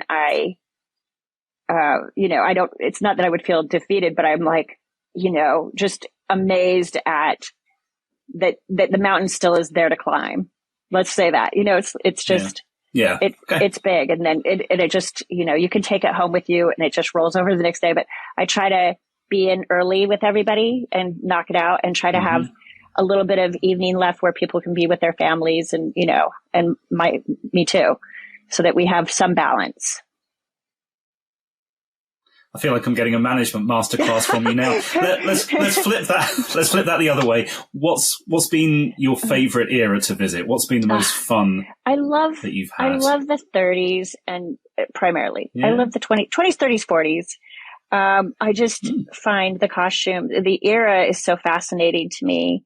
And if this tells you anything about me, one of my favorite TV shows is Babylon Berlin, which is the Weimar Republic era of Germany. Okay. And it's just something that just draws me to that era with the colors and the silhouettes of costumes and the hats, the cloches and the different accessories that seemed, you know, somewhat flamboyant, even if there wasn't any money to be had. You know, that people would try to, like, you know, have hosiery, even if they didn't really have money. So, you know, just some of my favorite films too are set in that era. Are there, because we're only really 20 something episodes into the whole series. Are there any eras that the show hasn't visited yet that you're hoping will come up at some point? Oh, I also like the 60s. Fair enough. Yeah, good. I can imagine that's a fun one to design. Yeah, the early 60s. Yeah. I think we've covered, I mean, somewhere between, there was 1690 upcoming and 1892 in season 1. So somewhere in between there, we haven't covered any of that. And somewhere between 1892 and 1920, we haven't. So it'd be interesting to do maybe a turn of the century. It'd be really, the teens would be really interesting. Yeah. And not the teens of the aughts, the teens of the 19s. Yes. Right? Yeah. That'd be a lot of fun. And the costumes are so, you know, I like using different painters as inspiration when we go back into the earlier periods. So we talked earlier about the project side. I'm really conscious we didn't talk about Ian, and Ian has some fabulous outfits. Is that do you work with Mason particularly on that look? Absolutely. We have epic fittings. I mean, truly, 2 hours go by and we're laughing and chatting and playing music. And I feel like we've had a wonderful evolution since the first time we met. Mm-hmm. And it has definitely shifted and evolved. And I find that somewhere between Ian and Jen, my muse resides. If I could dress myself like either of that, I see the way I'd want to dress in both of them is what I'm trying to say. So a lot of times, you know, I can put things on Mason that like they're my paper doll. And it just, oh, wow, that looks amazing. And I love mixing, you know, there's a lot of patterns. There's a lot of color. There's a lot of bold choices. There's, you know, funky shoes. There's really fun jewelry. So it's always an ongoing process. And certainly when I dressed, Alice Kremmelberg too, when she plays Rachel, we did do a thing that was how Rachel was part and parcel so that they had some connectivity in what they would wear. So that was a lot of fun. And Jen, you know, Nanrisa looks beautiful in just about anything. She's another one where I can put her in oversized blazers and belt them and wear, you know, mini dresses and over the knee boots and things that are funky and real street style is her vibe. So she's always fun. And certainly the 2018 flashbacks in episode 201. Oh my god, how have we not even talked about that? Yes, those flashbacks were so much fun for Jen and Ian particularly. Yeah, we made that knockoff of, well, we got it cleared, of course, but the Tribe Called Quest Low End Theory t-shirt and, things like that spoke to her heart and my heart. She was in love. She was like, may I please have one of these? So that doesn't happen every day. No. And you mentioned evolution. I've noticed Magic's outfits. His early on the first few episodes he was in, it was very much slightly different color of the same suit week after week, but he seems to have been going through a bit of a change over time as well. Yeah, well, we definitely for season 2 we've given him more casual elements. He was much more of a suit guy and a blazer guy in season 1, and we really wanted to convey that he went away and came back and is having that relationship and involved in a relationship, and just has he every time he's on screen, you see the warmth of a father figure. And I feel like some of these knits that we have him in are, really convey that warmth even more. Now you're making me rethink what I'm putting him in 209. Oh, interesting. Absolutely nothing wrong with the suits, but I think it really does. It sells the 3 years have passed. Yeah. You can see he's a slightly different person from the costume, and with the other actors, sometimes it's a bit more about the portrayal and the writing. But with Magic, you can definitely you can see it when he steps on screen. Yeah, thank you. Yeah. We tried to give everybody a bit of a twist, but not something, not something that was too character altering. Yeah. Yeah, it's 3 years. Correct. And speaking of 3 years, this has been such a good conversation. I feel like I could carry on talking to you for 3 years. I feel like we've just scratched the surface. Genevieve, I hope I can invite you back on the show at some later point, maybe when the series comes to an end, which hopefully is many years from now. And we've got a lot more to look back on, a lot more to unpack, because I think there's so much more we could talk about. But for now, I'm really conscious of your time, and I think you've been very generous sharing so much about your process. I've learned a lot. I know the listeners will have done as well. So just wanted to say a great big thank you. And we really appreciate it. Yeah, well, thank you from myself and also the Costume Design Guild. Anytime we're asked to talk about our craft and our love of it and explain the process, we are happy to. So thank you for shining a light on it.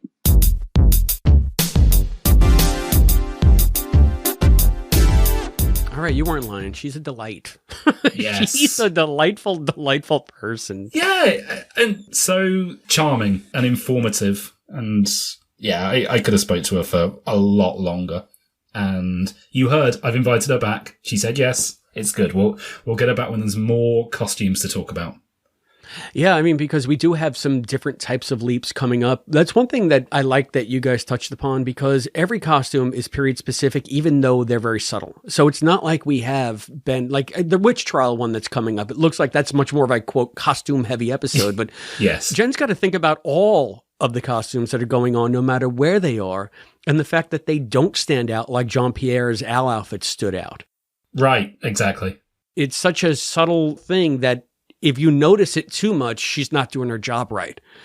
Yeah. So, yeah, I'm glad that you were able to address that with her and that you could explore it a little bit. I always find that stuff fascinating. And I think we have a pretty good track record of talking to costume designers for Quantum Leap on this show. So, well, yeah, 100% of them. There we go. Yeah, 100%. We're batting 1 for 1 on that, or 2 for 2, I guess. So thank you, Jen, for being on the show. We look forward to having you back and talking about, deeper dives into all of this stuff. And I'm sure you're going to make an entire chapter in Matt's book. So yes, you got that to look forward to as well. So. All right. Again, since I am ignorant of all of the interview stuff around here, sometimes I show up. That's about it. And then I watch them and listen to them. You and Albie are on fire. Tell me how this next interview that we're going to hear came about. Yeah, so actually, due credit to Dean Georgaris for this one. Dean was talking to Sam a week or so back and was the one that proposed a 4-person interview, myself and Sam. and Dean and Kristy. And unfortunately, at the last moment, Dean couldn't make it. He had a personal engagement.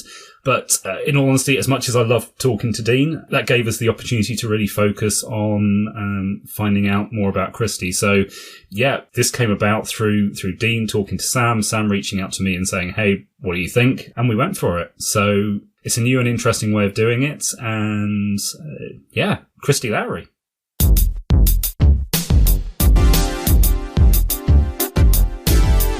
Hello, fellow travelers, and welcome to Fate's Wide Wheel. I am your host, Sam, and this week we have something very special, a collaboration, and I get to introduce my co-host for the episode.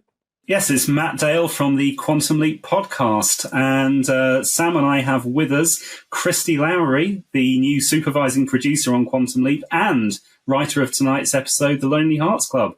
Kristy, welcome to the show. Thanks for joining us. Hello, thanks for having me. I'm very excited to be here. We're really excited to have you. Yeah, this should be a lot of fun. I really enjoyed the episode. I thought that there were some incredible moments, for the characters, and I really enjoyed the way that the Leap paired up with a lot of the character development. And it was done in a very unique way because the Leap itself might not have been that action-packed, hyper dramatic Leap that we're used to. And I think it was incredibly successful the way that it was, though. And there are lots of questions, I'm sure that Matt and I have.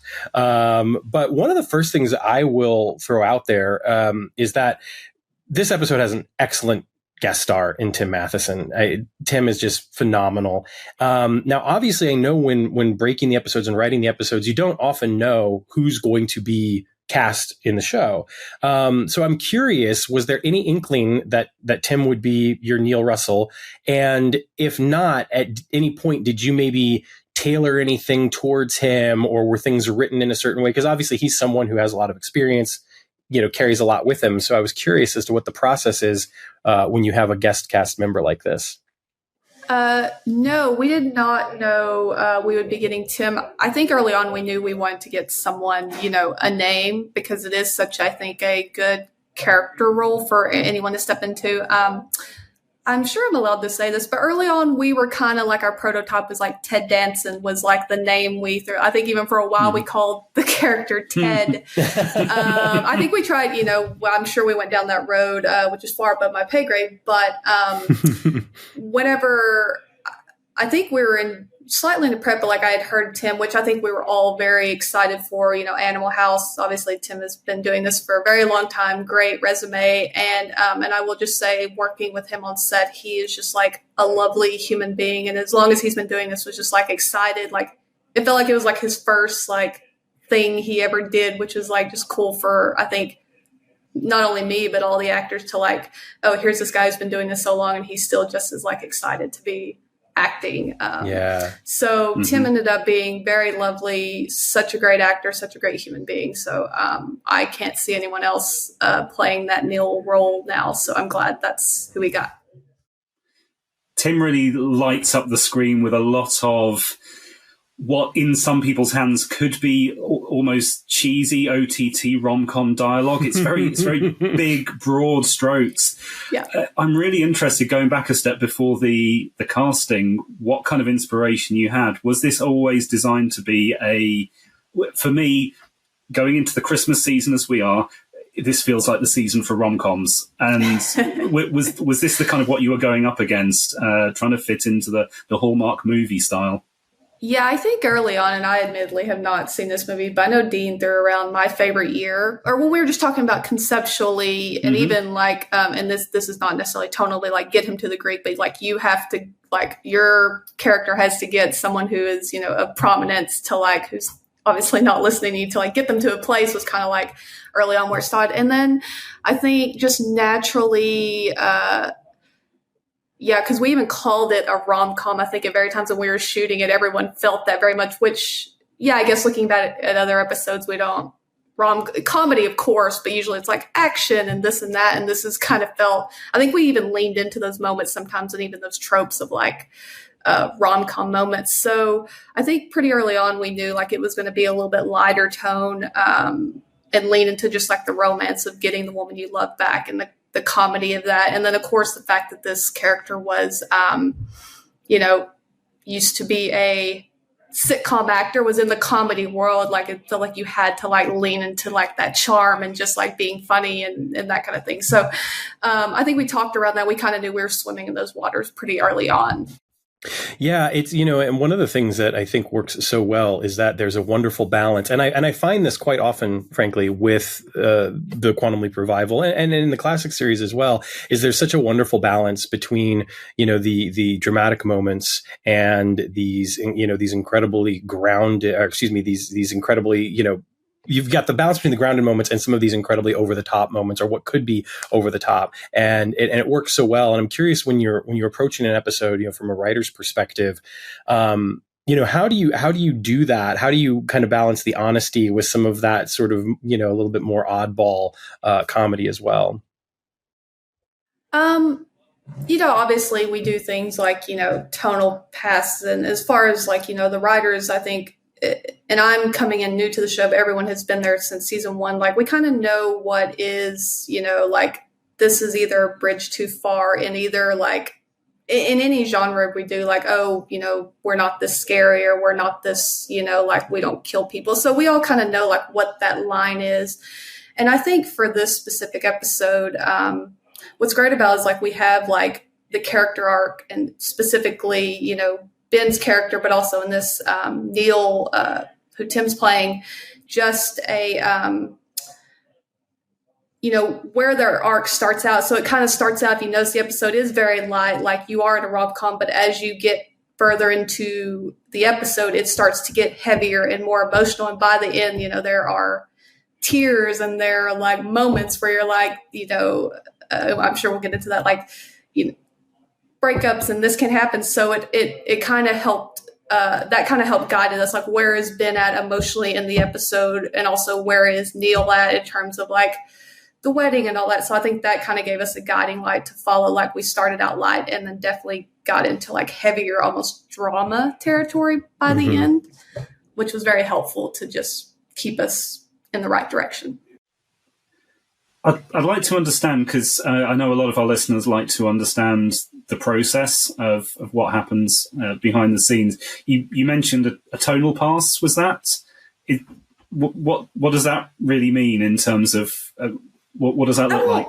Yeah, I won't say we always do them with every episode, but I think sometimes when we're breaking in the room, even when we pitch ideas, sometimes, someone will pitch something that's a great idea, but we always have to question again, is that our show? Is that for our audience? Is that something we can even do on NBC, Because, like, we can say we want to do, a scary episode or something that is, like, thrilling and action, but we're not going to go into, like, rated R territory, or we're not going, again, headshots and cussing and, like, hard R stuff. So you just know, like, you can pitch something that is, like, of that, and then you have to be realistic about what your show does best, who your actors are, what you're even allowed to do, and then just kind of pull back or amp it up, up to the edge of the line of what you're allowed to do. So when I say tonal passage, again, if someone pitches like, and then someone comes in with the gun and kills everybody, I'd be like, okay, now what's the Quantum Leap version of that? What does Ben do that's smart, and he can do a clever thing, because that's our show. So I guess when I say tonal pass, I mean, everyone is pretty good about checking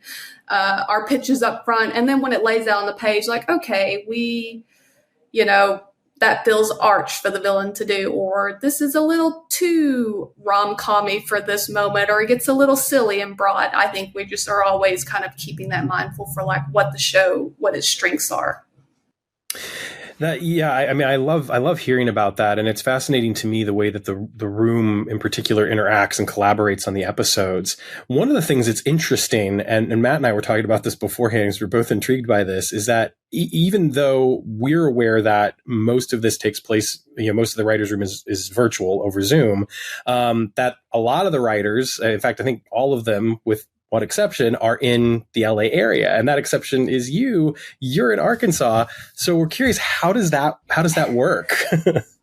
Well, I will say I lived in LA for 10 years. I'm originally from Arkansas, but I did live in LA for the previous 10 years, writing and being in person in a room. And then, the pandemic has kind of changed, obviously not only our industry, but, the world in some sense. And so that allowed me, I moved back home a year ago. So I will say, and I'm maybe down the road, you guys will get to talk to her. We do have another writer who is long distance and even longer distance than I, 'cause she's in Europe. She's from the LA area, but currently is in Europe. So I guess luckily I'm not the only one, but so I don't know. I mean, I've done virtual rooms. Again, we've all been in LA and in a virtual room because of the pandemic. So for me, it's like there's a time difference, but I feel like I was like, we might as well all be in LA, I guess, kind of thing. So there's really, I guess, no difference for me. But what is great about what I like about the virtual room, obviously, is it allows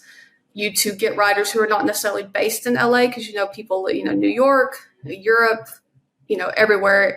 It kind of just opens up, especially a show like Quantum Leap, where you're doing different time periods, different areas, like to be able to get a writer from, the South, the East Coast, another country. Like, I think that opens you up to just diversity in your room that is different than what you typically think of when you think of diversity. Absolutely. Yeah, I love that. And your experience too, speaking of your past, like, this isn't your first time travel show either, because you worked on 12 Monkeys. You've done your research. Yes, I did. 12 Monkeys was my very first, I was a staff writer. It was my very first show. I did season 3 and 4 there. Have you guys watched 12 Monkeys? I'm curious. A little bit. I honestly, I watched a little bit of the first season, but I've not seen the rest. And this is not a 12 Monkeys show, but I highly recommend anyone who is into time travel, because to me, what's different about 12 Monkeys is serialized time travel. So if you like to wind yourself in literal knots and circles and time loops, it gets pretty crazy what we are doing there. But yeah, this is, I was kind of excited to return to time travel, because it just allows you to do, like, who doesn't love to jump to a different time period and do a different thing. So I was very excited to return to that sandbox, I guess you could say. Yeah. So that really interests me then. So you like the opportunity to jump to different time periods. So for you, was the first thought rom-com, or was the first thought turn of the century, turn of the millennium LA? What was the driver behind this episode? I think I'm trying to think back to early conversations. Again, the first thing that pops out in my mind is Dean saying my favorite year. So again, if I don't know where that was coming from. I feel like we were thinking, we knew that we wanted to do, in terms of Ben and Addison, like their relationship story, something big here. And so I don't know that we were thinking rom-com, but I feel like the rom-com, like the year wasn't a huge thing. Like I think we went 2000 just because thinking about like, just like there's big stars now, but you had like, that felt like a time where you had like giant, mega, like iconic stars. So I just feel like 2000, we could do something somewhat recent, but also still 20 years ago. But it was like of a time of era when we were looking at pictures of like Tom Cruise and Brad Pitt and like just the things they would wear. It just felt very like, you could look at that time period and go, oh, that was late 90s, early 2000s. Like it's pretty, identifiable. So I feel like we were rom-com or in that tone first. And then, I think we just picked the year 2000, just like it felt like a good even number. So, but I don't think we were ever thinking like an 80s, 90s, or even, more modern version that I can recall. Yeah, sorry, I notice I keep saying rom-com and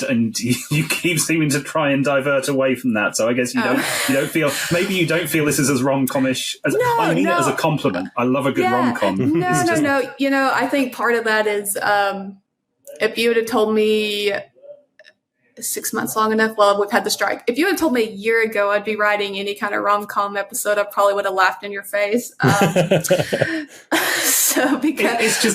So when I think about, did I write a rom-com? Did I? I don't know. I'm like, oh, I guess I did. So for me, it's just more like typically not my first go-to in terms of what I do, but like I had a blast writing it. So yeah, I mean, it is a rom-com, right? I guess that's probably just my own bias of like, the term maybe. So it has all the classic beats and this sort of big plot of this guy making a grand romantic gesture, and then towards the end there's tears. So yeah, Sure. to me that's a rom-com. That's fair. That's fair. The lovely thing though is that like it definitely does not play too much into the convention, because if it did, like Neil would get the girl and Ben and Addison would, and instead like it does the exact opposite. And it's lovely, with the end with Neil going to his daughter. But before we get there, one of the things that I was thinking about is like just for a little further context for listeners if they're not familiar. My favorite year was a movie from the 80s with Peter O'Toole, where he played this sort of aging, swashbuckling film star from the 30s and 40s, and this comedy writer gets to basically spend a week with him in order to try to get him to this comedy cavalcade of stars TV show that they're doing. And so I can see the parallels there and with Ben's journey with Neil. But one of the things that I really enjoy too about the nature of the story and just the nature of the time travel aspect is that there's these wonderful nods to the period, including I love right off the bat after we kind of get the fake out with the leap in where we think we're in some sort of, crazy heist is about to happen. We get this nice little nod to Quentin Tarantino where, Neil makes the line about Quentin. And at that particular point in time, as you said, like that was one of the things that Quentin Tarantino was kind of known for, was bringing some of these actors back, like a John Travolta or Robert Forster, and I think that it really plays well into that as aspect of the time period. Was there anything else about the time period that you felt was really interesting to explore? Because you don't necessarily get to do a lot of that over the course of the episode, but there are these little conventions, like even like the Tonight Show, for instance, that I feel like at that time, were so much more integral to the time period than they are, say, today, or even maybe, 20, 30 years prior.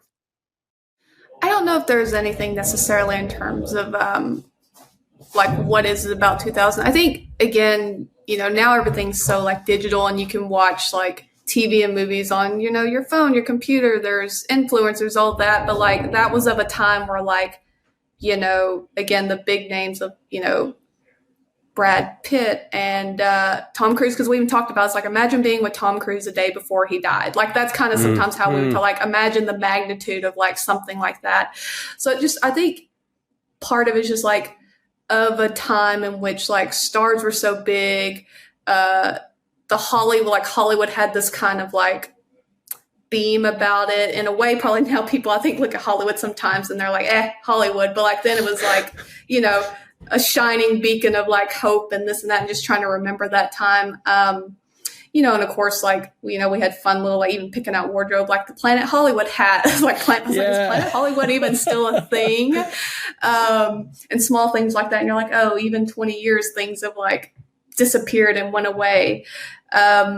So, I will say this is, I think, still to date, the new like episode doing 2000 is, I guess, the most modern thing we've done this season. So there isn't, I guess, visually some of the most like, you're in the 80s, 70s, 50s, 40s. It doesn't quite have that, but I think, it is of a time where we like, I'm imagining most of our viewers, like, you remember the year 2000, you remember what it was like, you've been there, you're like, oh yeah, I've seen that wardrobe. So I feel like it's weirdly nostalgic because you lived through that. And like in the 40s, like I wasn't around. It's cool to see that stuff, but like I couldn't tell you what that felt like, but you can tell someone like what the 2000s felt like, which I think is kind of cool.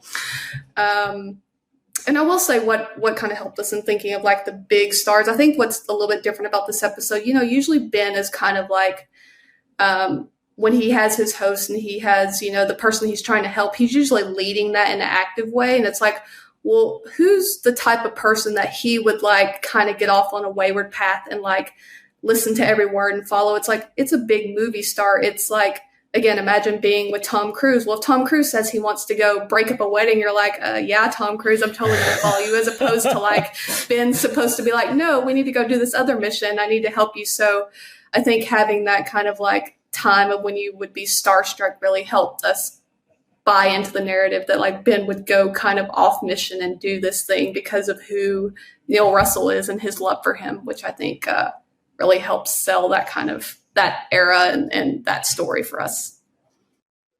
Yeah, absolutely. One of the things, of course, about the episode that we mentioned earlier that I think plays so well are the sort of the parallel love stories that we have going on. And I honestly, I hesitate to even call them love stories because I think there's a different name for them, but I don't know exactly what to call them.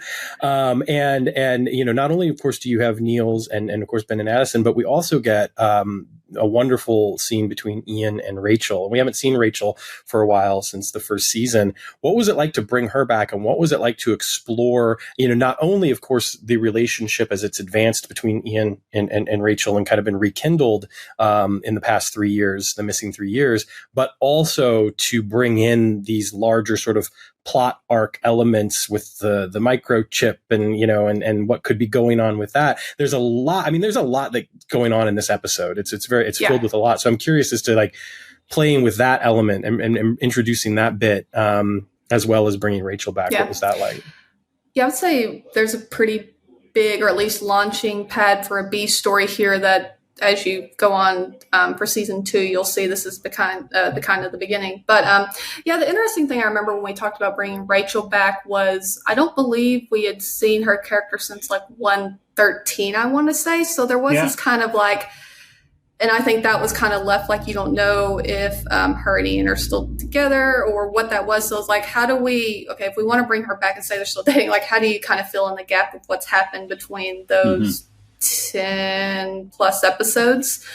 And then, plot terms like what is the role she can fill and is going to fill going forward. So, but I also think it's nice to see, a relationship that, because the Addison Ben thing is such like it's literally like hologram, like they were in a relationship, but like literally can't touch, to see two people be in a relationship who are actually both physically there and like go home to each other every night and have a history and all that, just like weirdly feels like the most normal relationship in a sense. One of them is not a hologram.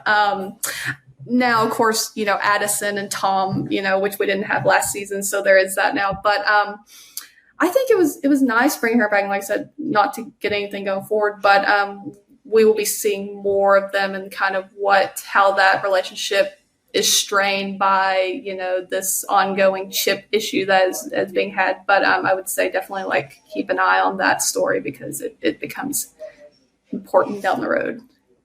Nice.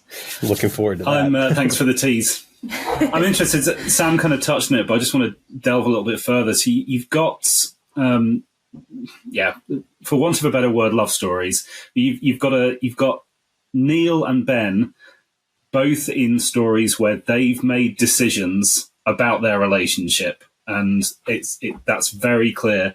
And then you've also sort of got that with the Ian and Rachel plot as well, where he's made that decision to keep a secret from her. So you've got 3 different storylines, 2 of which very much front and center, and then the Ian and Rachel one. This sort of a what came first piece. If we weren't ready for the chip piece to come out, do you think that scene would have played out differently in a different episode? The fact that it was the right time to bring the chip scene out, was that what caused that to be kind of a third strand of that emotional plot line?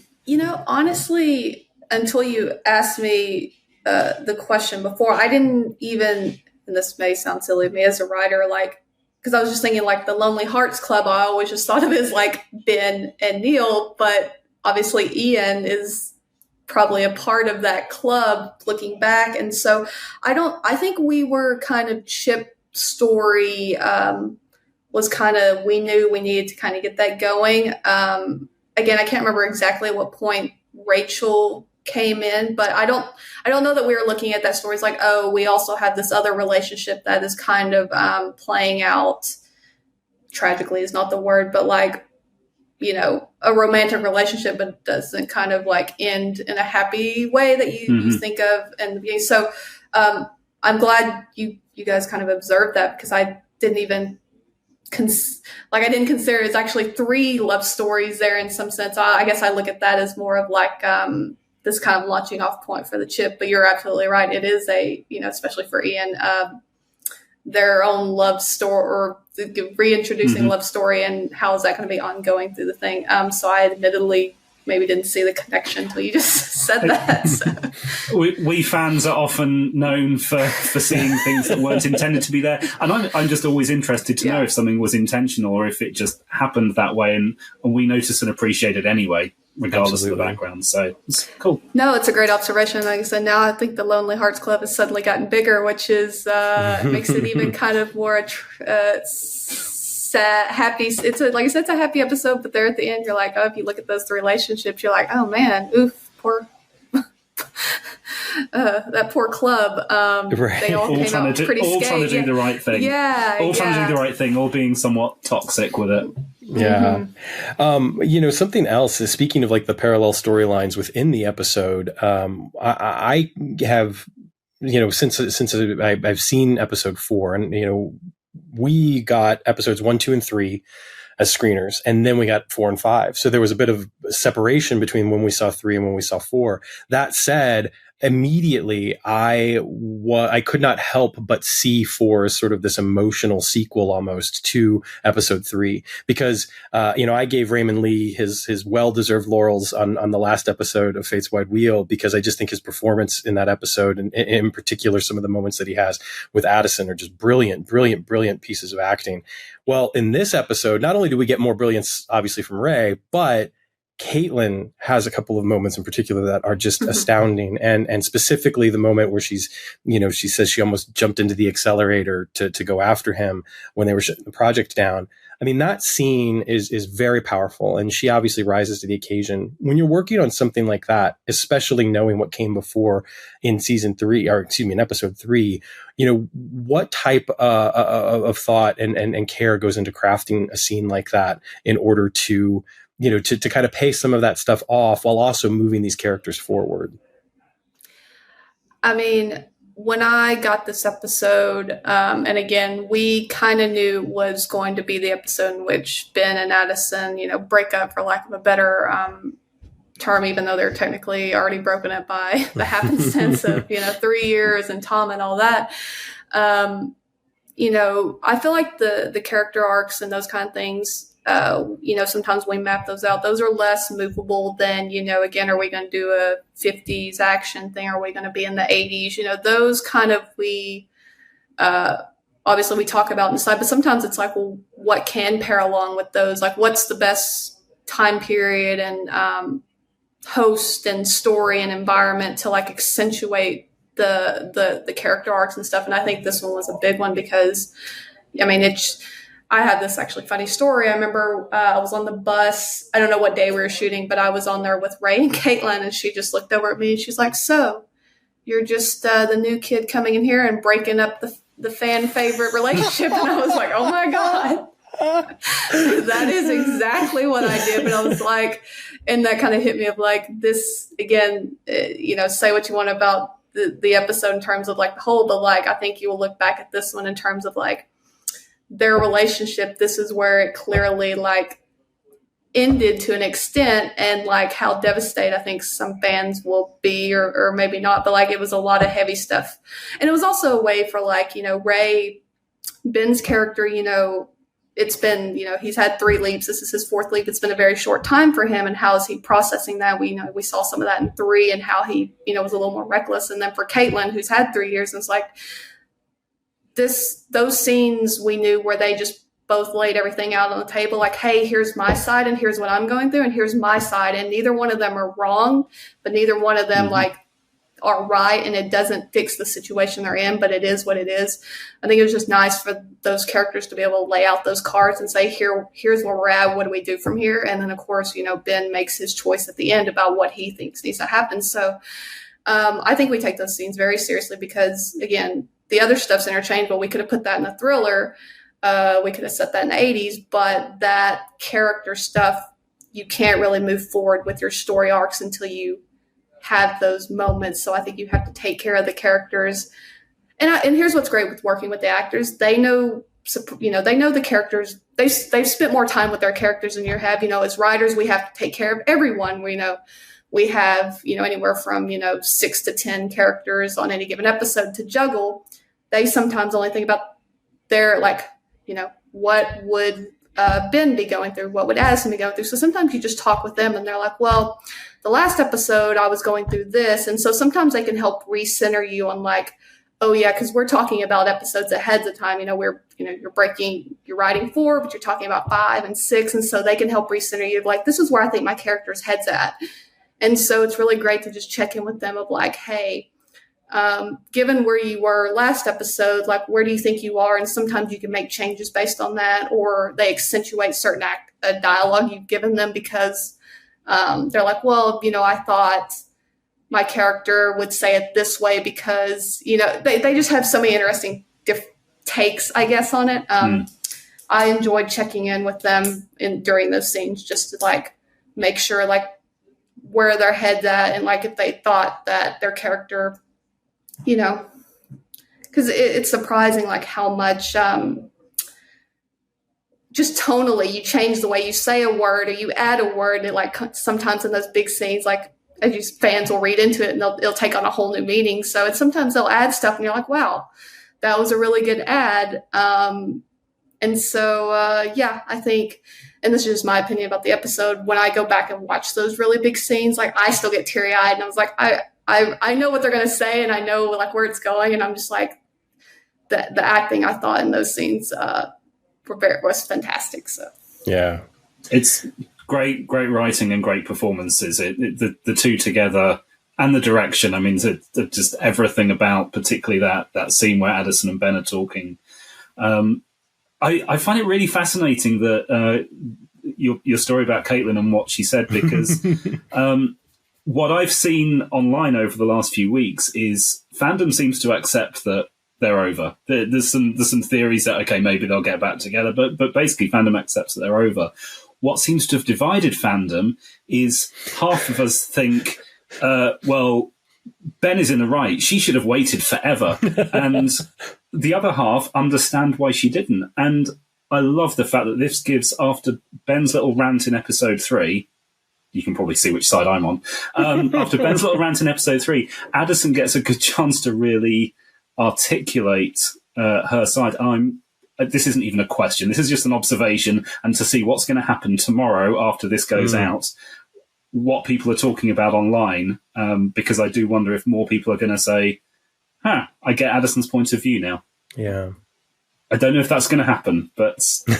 Yeah, I admittedly stay out of the... while I'm on Twitter and all that, I stay out of the circles because I've seen, things happen on other shows with Twitter and writers. And so I wasn't quite aware of that. But I will say, in writing that scene in which you have to be in both of their heads, like just imagining me in either one of those situations, neither one of them are great. I don't know that, like, flip a coin on any given day and like, do you want to be Addison? And this is something when I talked to Caitlin, I think we added in the dialogue because, from her point of view, when we wrote the dialogue, which is mostly there, I know we added because she was thinking about like, she's like, well, Ben left me in this life. Like, we had a perfect life and he thought he needed to go jump into the accelerator to save me, but like, he left me here.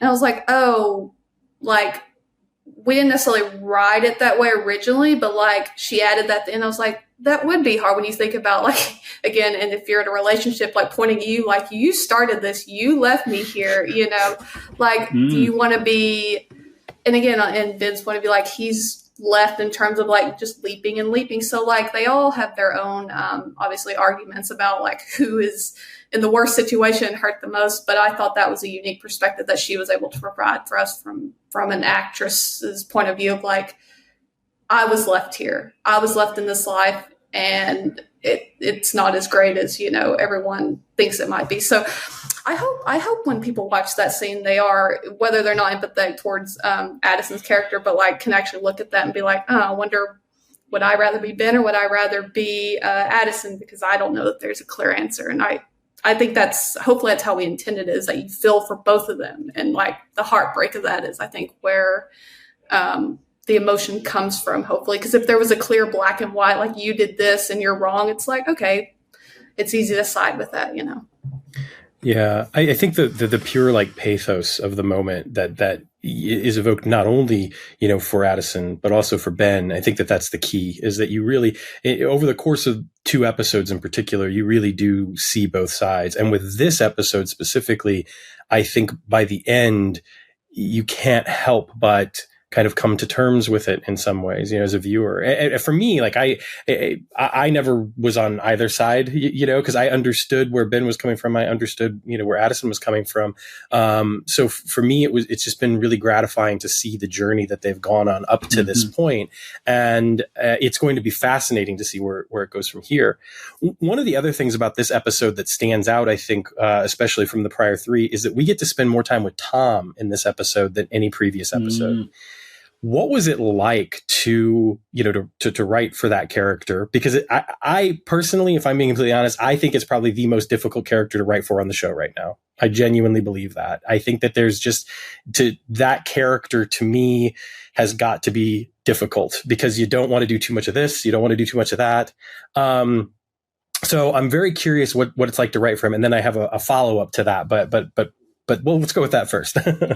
Yeah. And, I believe he's introduced in 2. So, you know, this episode was kind of picking up, you know, an introduction of what we saw in 2. You know, we talked about Tom, and what's interesting, again, before they get cast, you know, we all have this kind of idea of who they are. We didn't necessarily have a prototype, but, you know, we kind of thought of him as like, here's what I think the tricky part is like anytime, you know, we've seen these storylines where you introduce like the other man, the other person, the third wheel, like what love triangle, whatever, you know, I think fans will have their own preconceived notions of like, are they going to be evil or are they actually the one? And like, so just trying to tiptoe those lines, like we just want to make this like a character who is, you know, obviously there to do his job as good as what he does, cares for Addison. There was actually a scene that was cut out of my episode in which you actually saw they were like walking down the hall talking with like Jen and Magic and Ian, but like you got the sense that like they've known Tom for a while and he is their friend, which I don't know if you necessarily missed in the episode, but like the idea was like while he's new to people at Quantum Leap, he's not like new to the group necessarily, and like everyone loves him, and he doesn't put off a threatening error and is like has helped Quantum Leap get back on its feet, is like there to do a job. I think we're just always trying to like make sure we are not like pointing an arrow or like leaning towards like any of the like preconceived notions of like, is he good? Is he bad? Is he this? Is he that? We're just trying to play as like he's a human who fits into the story and this is his purpose.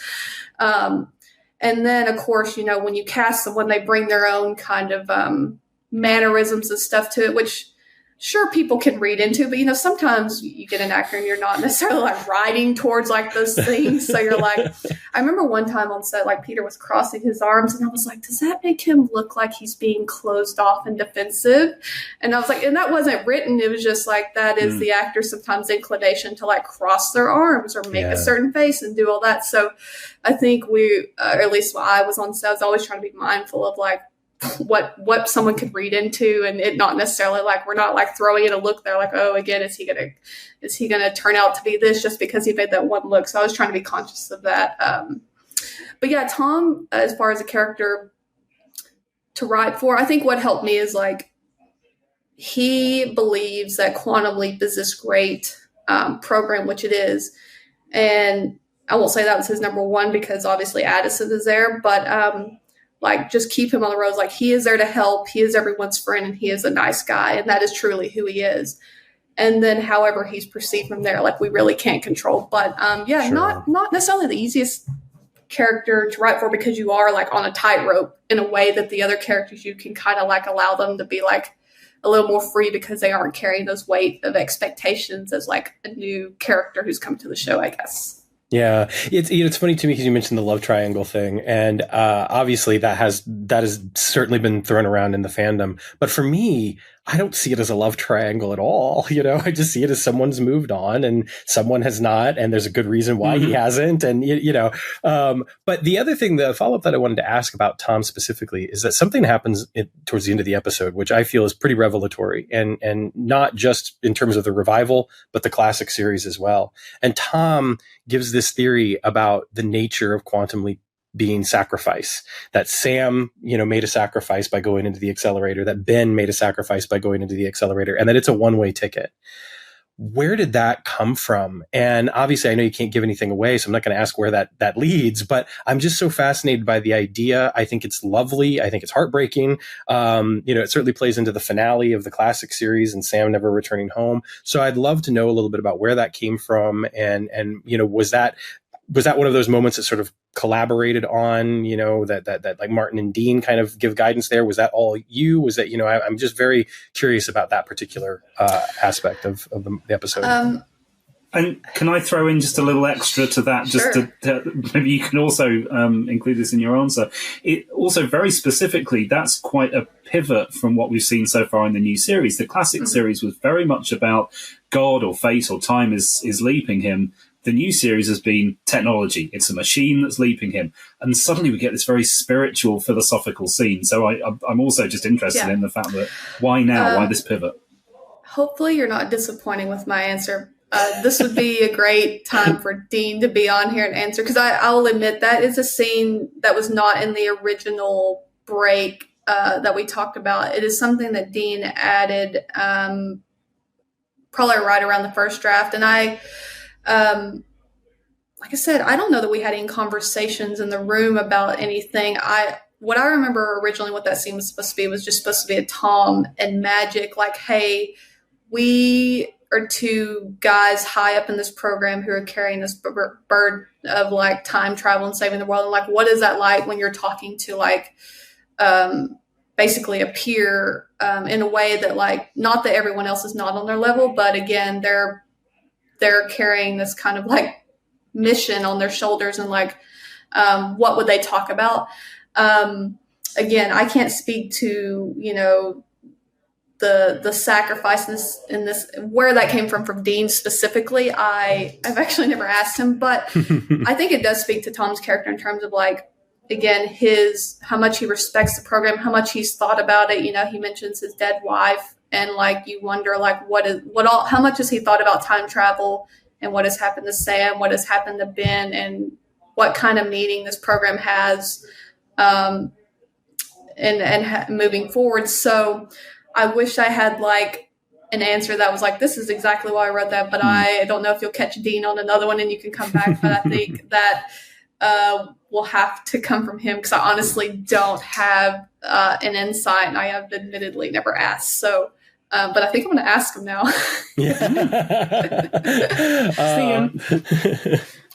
This is a time travel show. Is the dead wife going to have any relevance? You can't answer that, I know. So sorry, I couldn't help always myself. feel like here's what I always feel about shows. You always have the liberty to plant seeds, and whether you decide to water them or not is always a great thing you have in your back pocket, because it's like sometimes you'll just write something and then you never pick it up again. But sometimes we'll come out episodes. It's like, well, remember we mentioned that thing randomly in episode 2. And it's like, I wonder if we can water that seed and it grows into something. So you'll have to see if it's rained any on that one. That was a very good answer. Thank you. Yeah, that was a great answer. Was there anything else left? Because you mentioned earlier a cut scene. Was there anything else left kind of either on the cutting room floor or just not filmed at all that you were really like, oh, this is going to be great, and then it didn't oh my make it? gosh. This was honestly the most fun on set I've ever had doing this scene, and it rained that day and it was cold, so that tells you it had to be extra fun. So, and I think I'm allowed to talk about this, but in the original script there was a scene. So when Neil and Ben went to go steal his tuxedo, as currently edited, the police come and they're arrested, and that's how it ends. Originally, they take the tuxedo, and on their way out, they're in Universal City Walk, but there was a bunch of impersonators out there. I don't know that you can see them clearly in shot, but we had oh God, we had so many, I can't even remember. Like there was a Doc Brown one. There was a Marilyn Monroe one. Like we had tons of them out there. But Neil he's taking photos with Fan, and someone just comes up and slaps the camera out of Ben's hand, and you look over, and it is a Arnold Schwarzenegger impersonator who only talks in Arnold Schwarzenegger quotes.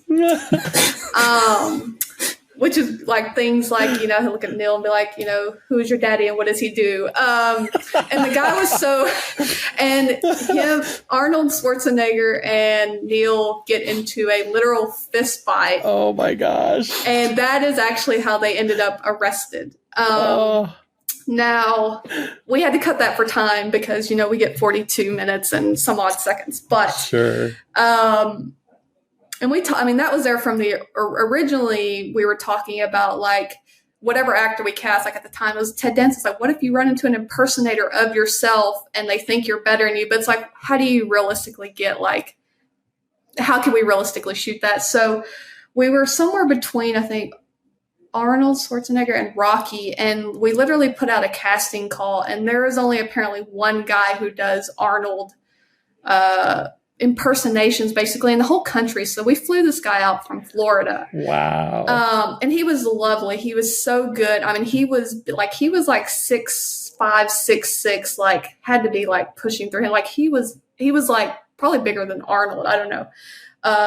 In a leather jacket, glasses. It was so great. We had so much like when the crew is like dying laughing when he's like doing these quotes and like getting in fights. So that is one. And again, you could cut it out. Obviously, it did not plot-wise change the story necessarily, but I wish we would have had an extra couple minutes that we could have got that in there. Because I think just for like Hollywood fun, like a memorable scene. That my money would have been on that one. Because I still think about like I said, I have access to those cuts, so I can always go back. But I really wish the audience could have seen that and that's that tonal thing of like, is this absurd? And it's like maybe a little bit, but like to watch again, even on the day, like Tim Matheson arguing with this guy who looks just like Arnold, and then Ray's in the corner, like trying to like get them to stop fighting just in real life. I was like, this is absurd, but it's so great. I was trying to think if there was anything else major we cut out. There were some scenes that were obviously longer than what you see. You're not missing anything necessarily, but I know that scene with Addison and Ian after she just has the big fight with Ben and they go in Magic's office. That scene was actually much longer. Just had to cut for time. So, if we were on streaming and we could have, 55 minutes per episode, we could see all these things. But, we were pretty beholden to that 42 minutes and change. Yeah, I can only hope that one day, Peacock will do the thing they've done with The Office and, put those extended episodes on or something like that. Gosh. That would be awesome. Here's a quick question, actually, to kind of go off of that. Now, obviously, with the Arnold scene, it's a little different because you change the circumstances of their arrest. But, do you all ever look at some of these scripted moments that might not make it to the screen as still being considered kind of like a part of the story, just maybe unseen, and so that you can use that to inform something that you might write down the road? Or are you basically of the mind that if it didn't make the screen, it's not, it's not really a part of the story? And if we pivot away from something that we might have written, 3 or 4 episodes back that didn't make it to the screen, that's okay? I don't know that we ever... And again, other writers who have been on the show longer may have different experiences. For the episodes I've been there for, I can't think of any that we've cut something, at least to my knowledge, that we would want to retread. But I know sometimes when something gets cut, we try to think about, like, why was that cut, and maybe we don't do that again. Or there was something about it that if it wasn't for time, like, was it a tonal thing? Sometimes like point of views, like if you have a character like lurking around the corner following Ben and those get cuts, it's like, well, is that a network studio thing? Is that we don't want to show that? So I don't think we ever go back to them thinking we can, like, not unless it was planted somewhere else and we just didn't get to see the actual scene. But I can't think of any, but we do take those lessons of what's cut and try to, again, question, why was it cut? Should we not do that again? Just a lot. There's the weird thing about, like, I guess, making a TV show, there's a lot of different, like, you know, hands in the mix kind of thing. You have a lot of people to answer to and a lot of people who, you know, believe this is what the show is or this is what we should have and notes and stuff and that. And so you're always kind of like trying to, you know, appease people some. So sometimes stuff just gets like cut for like, again, sometimes it's time, sometimes it's a studio network thing, sometimes it's we don't need that. So you're always kind of just like staying on your toes, ready to like move any direction and make it work. Well, all right. I do have one other thing that I wanted to ask about, just kind of what's coming up without any spoilers, obviously. Mm-hmm. But can you talk about some of the things that you might be looking forward to the most, or if there's any, you know, episodes that you've had the chance to work on or see already that we haven't, obviously, that you're really excited for, you know, for the fans to witness? I don't think this is a spoiler, but the Hannah character, I think, well, I don't want to speak for all the writers, but I feel like we're very excited about that character's role in the season. And not only that, I was a huge Liza Taylor playing that. Was really just cool that we got her. So I'm just excited to see, like, or for everyone to see kind of like, again, not only the purpose, but just the acting from Eliza. I think she's great. And I can't say what the episode's probably about, but there are some time periods we go back to that I don't know that people thought we would have went back that far. Sure. Say that. And places and the particular place we will go that I don't know that was in people's, when you just think of Quantum Leap, like, I don't know if that would be on your list of like 15 places we would go probably. So I think we were doing some really cool stuff, you know, not only this season, but like coming up in this first 8, which I know will air, I think, pretty subsequently. But I think we're all just very excited about what we've been able to do this season and make the show, you know, I always think it just like looks great. We always like do the best with our budget and cast and all those things. So I think we're all really proud of how it's turned out. So I think we're just excited for what the fans think of this new season in general. But yeah, I think those are two things that I'm like, we'll be watching Twitter during a couple of those episodes just to see what people think right out of the gate of like, oh, we're there and we're in this time. Whoa, it's cool. So I think for the first 8, thanks to the trailer that aired at the end of episode 1, I think we know the time periods and locations for all of them. Fair. So I've got a suspicion I know the two things you're alluding to there. I forgot the trailer does. And we have had conversations about the trailers and how much they technically spoil, but we get it. You gotta like, you know, tease a little bit. I heard a little bit of that myself. Yeah. Yes. I mean, I love Hannah, and I cannot wait to see what's next. I think Eliza is superb, and that was definitely, you know, I think episode 3. I really enjoyed her in the episode and what she brought to that, especially considering where like Ben was, you know, on his journey. So just to clarify, then, so obviously. The first 8 episodes produced. We've had the strikes over the summer.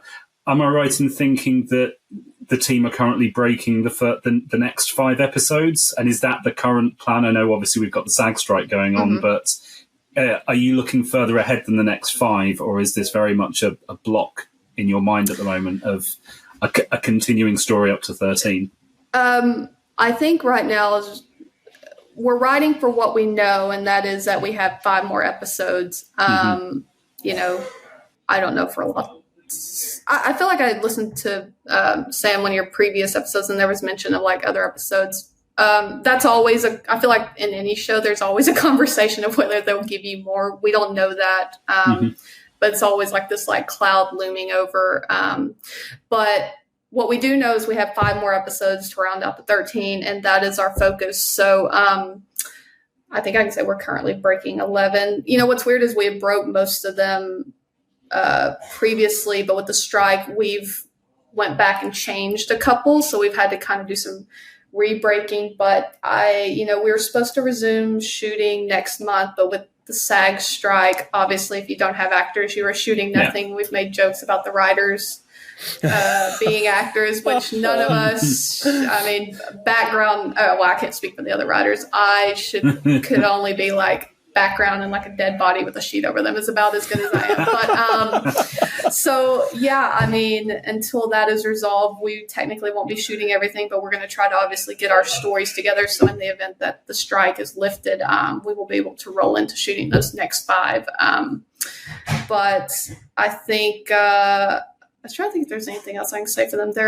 It's weird. They're obviously of the piece of the 13, but they're also different because we've had I think it's very rare that you get to write and shoot the first 8 and watch them and then kind of look at the last 5. Cause usually you're just doing it all of a piece. And it's kind of like, you don't get feedback until you're already done shooting all of them. By the time you've heard anything, it's like, well, too late. We can't go back and do anything. But we kind of had this lull that we've been able to get feedback from, the powers that be. And also now fans are starting to watch the first couple episodes and we're still writing. So I think that kind of is in the back of my mind, how we round out this last few episodes. So I think that's a unique case that you don't typically get unless there's a strike. So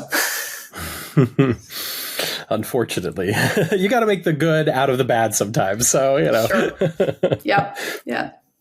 But I really loved Lonely Hearts Club. I just think the kind of the 1-2 punch really of 3 and 4 is fantastic and speaks well to the way that the season is going thus far, just because there's so many high points already.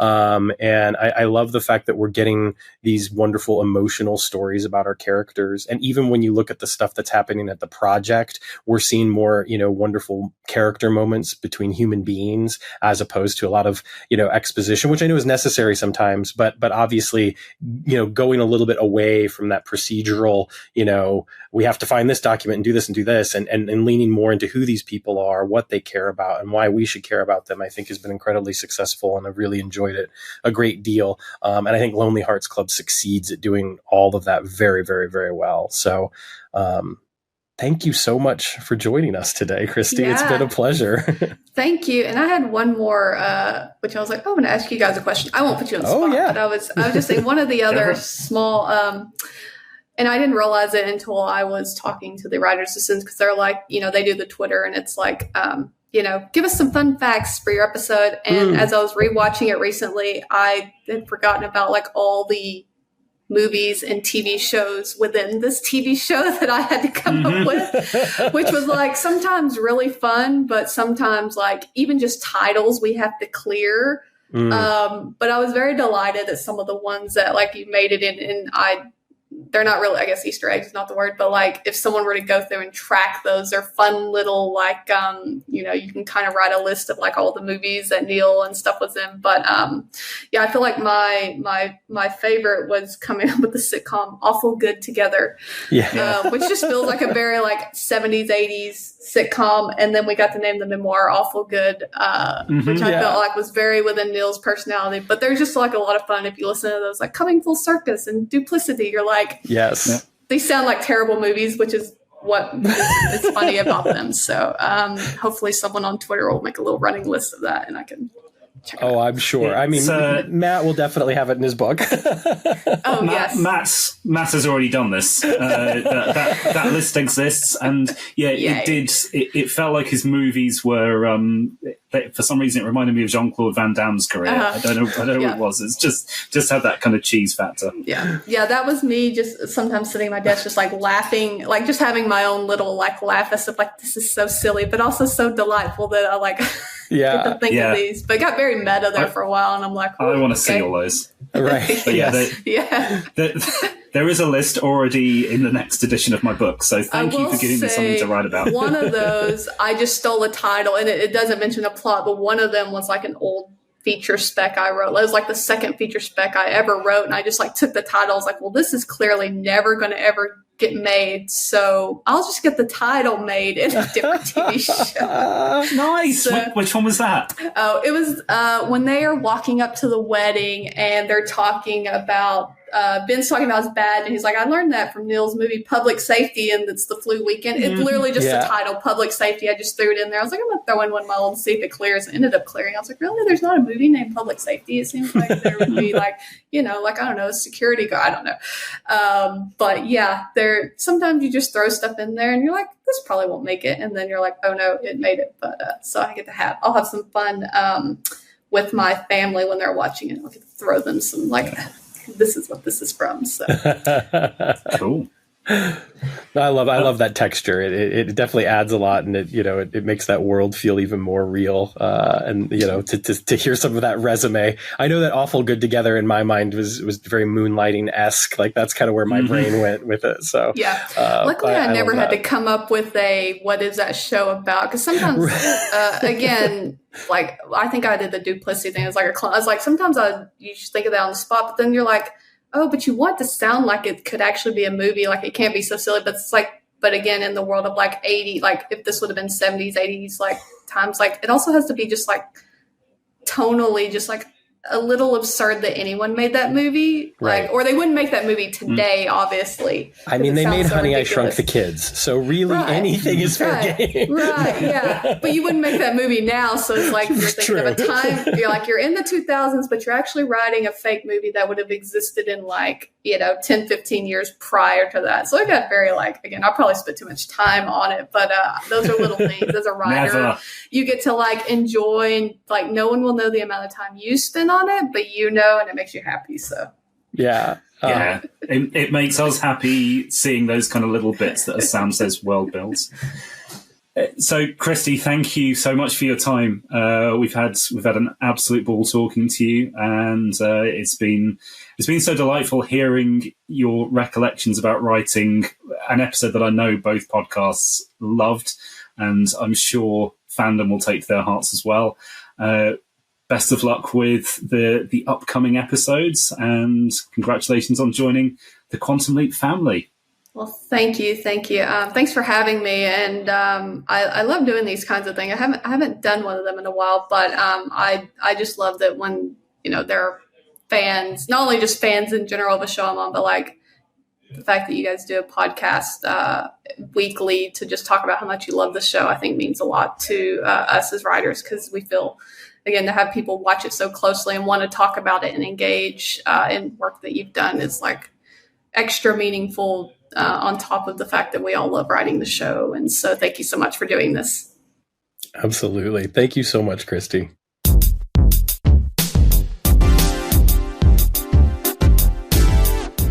Kristy was such a sweetheart to speak to. What you won't have heard on that interview is she, bless her, she was working around a 1-year-old who was not always happy, and a dog who I think was probably happy. I'm not a dog person, but that dog was snarling a lot, which will have been edited out. But I think it was a happy snarl. I'm not really sure. It was whenever I was talking, so I think it could sense that I'm not a dog person.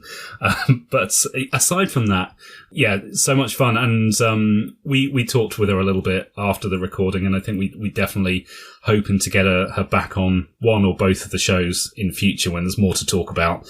Because right now for her, she's 8 episodes in, and as you heard, they're talking about the back 5 at the moment, but still relatively early days for her. So she's somebody we'd definitely like to speak to again later on down the line. Again, man, kudos and congratulations for getting all this great content for us. I love that we're talking to the writers. I love hearing about the process. I love everything about what we're bringing here, because it's stuff that's so interesting to me personally as a writer. Of course, you always want to know what's it like in the writer's room. How do they break it down? What's going on? And, I'm just happy that we're able to get these insights. To me, it makes the show so much more enjoyable because you understand how the sausage is made, so to speak. And that's the thing. She talked us through the process, and she explained some of those bits of terminology that I was interested in. And she also shared some deleted scenes with us. I love deleted scenes. Yeah. So sadly, we'll probably never see them, but yeah. Well, so cool. Just so great to imagine them. So cool. So yeah, thank you, Genevieve. Thank you, Kristy. Thank you both for some wonderful interviews. And who else is wonderful? Matt, our new patron, Brad Brassfield. Brad, you are wonderful.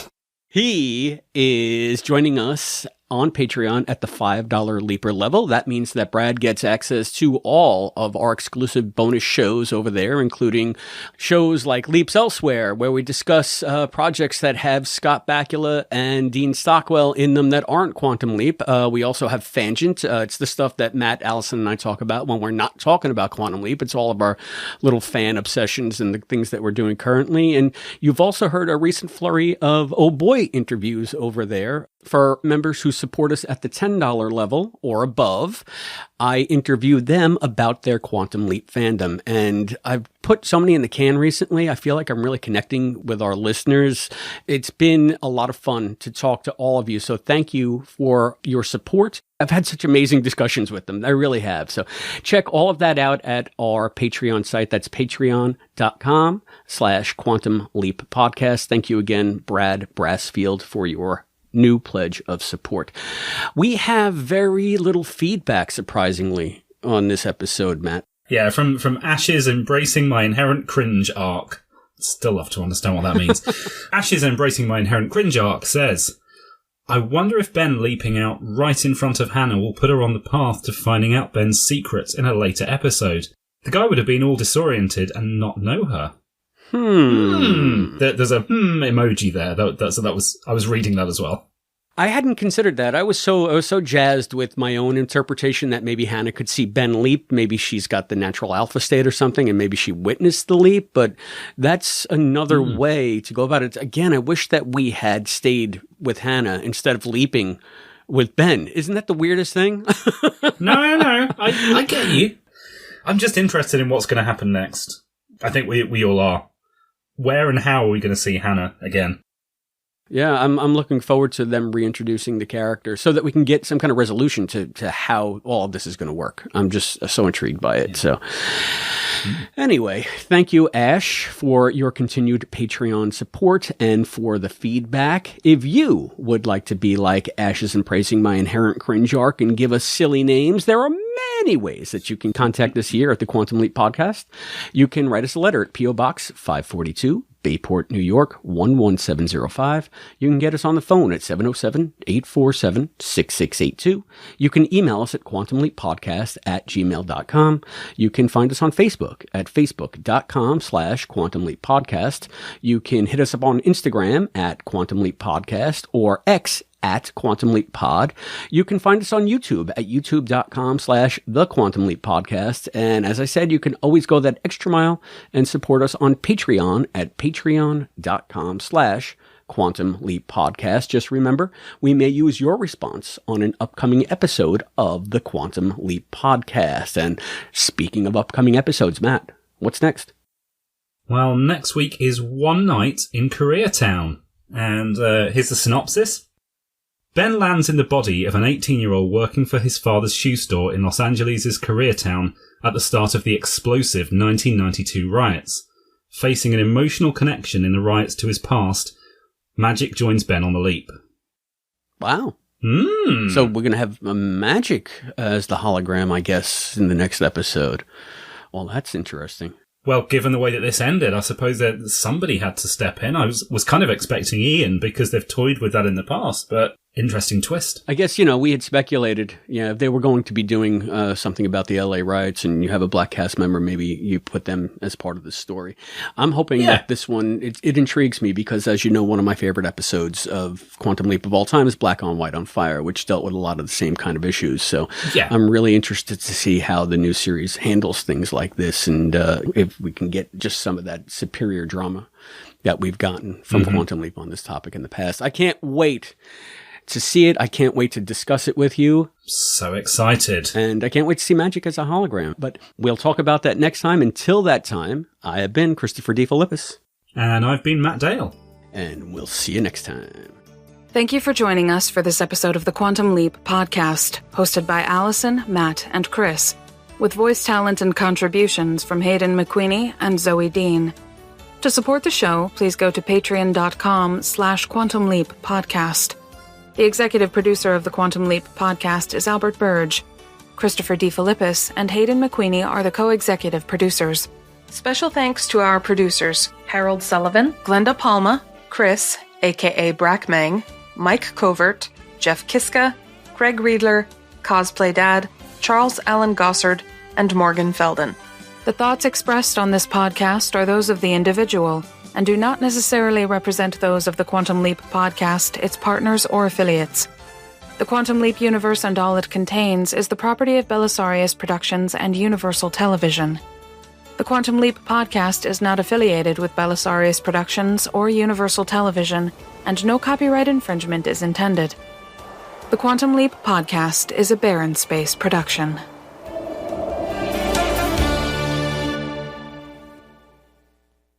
Check 1 2, check 1 2. Let's see how I'm doing on Audacity now. If you could read my mind, love. Okay, that's good. And I'm Matt Dale, listening to what sounds like Elvis Presley. Everybody, every time I sing, you say I sound like Elvis Presley. That's bullshit. That's bullshit, I tell you.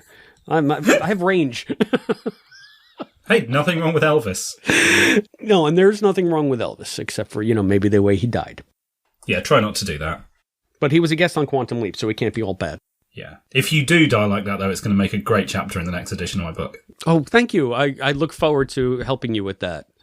Maybe at some point, Yeah. If I do have an ignominious death, I want you to celebrate it in the next edition of your book, please. I'll have a full color photo section. Looking good. All right, let's call up dem notes. Oh, hang on. Save the scraping for during the recording. Let me get my notes up. There we go. Right. Scrippity scrape. Scraping done. There will be no more scrapes now. Okay. Well, Ben gets into scrapes quite a bit. And Addis scrapes. Oh, they're references. Anyway. Every single one of those that you have to edit out is a reference. Uh-huh. That's you. That's what you sound like.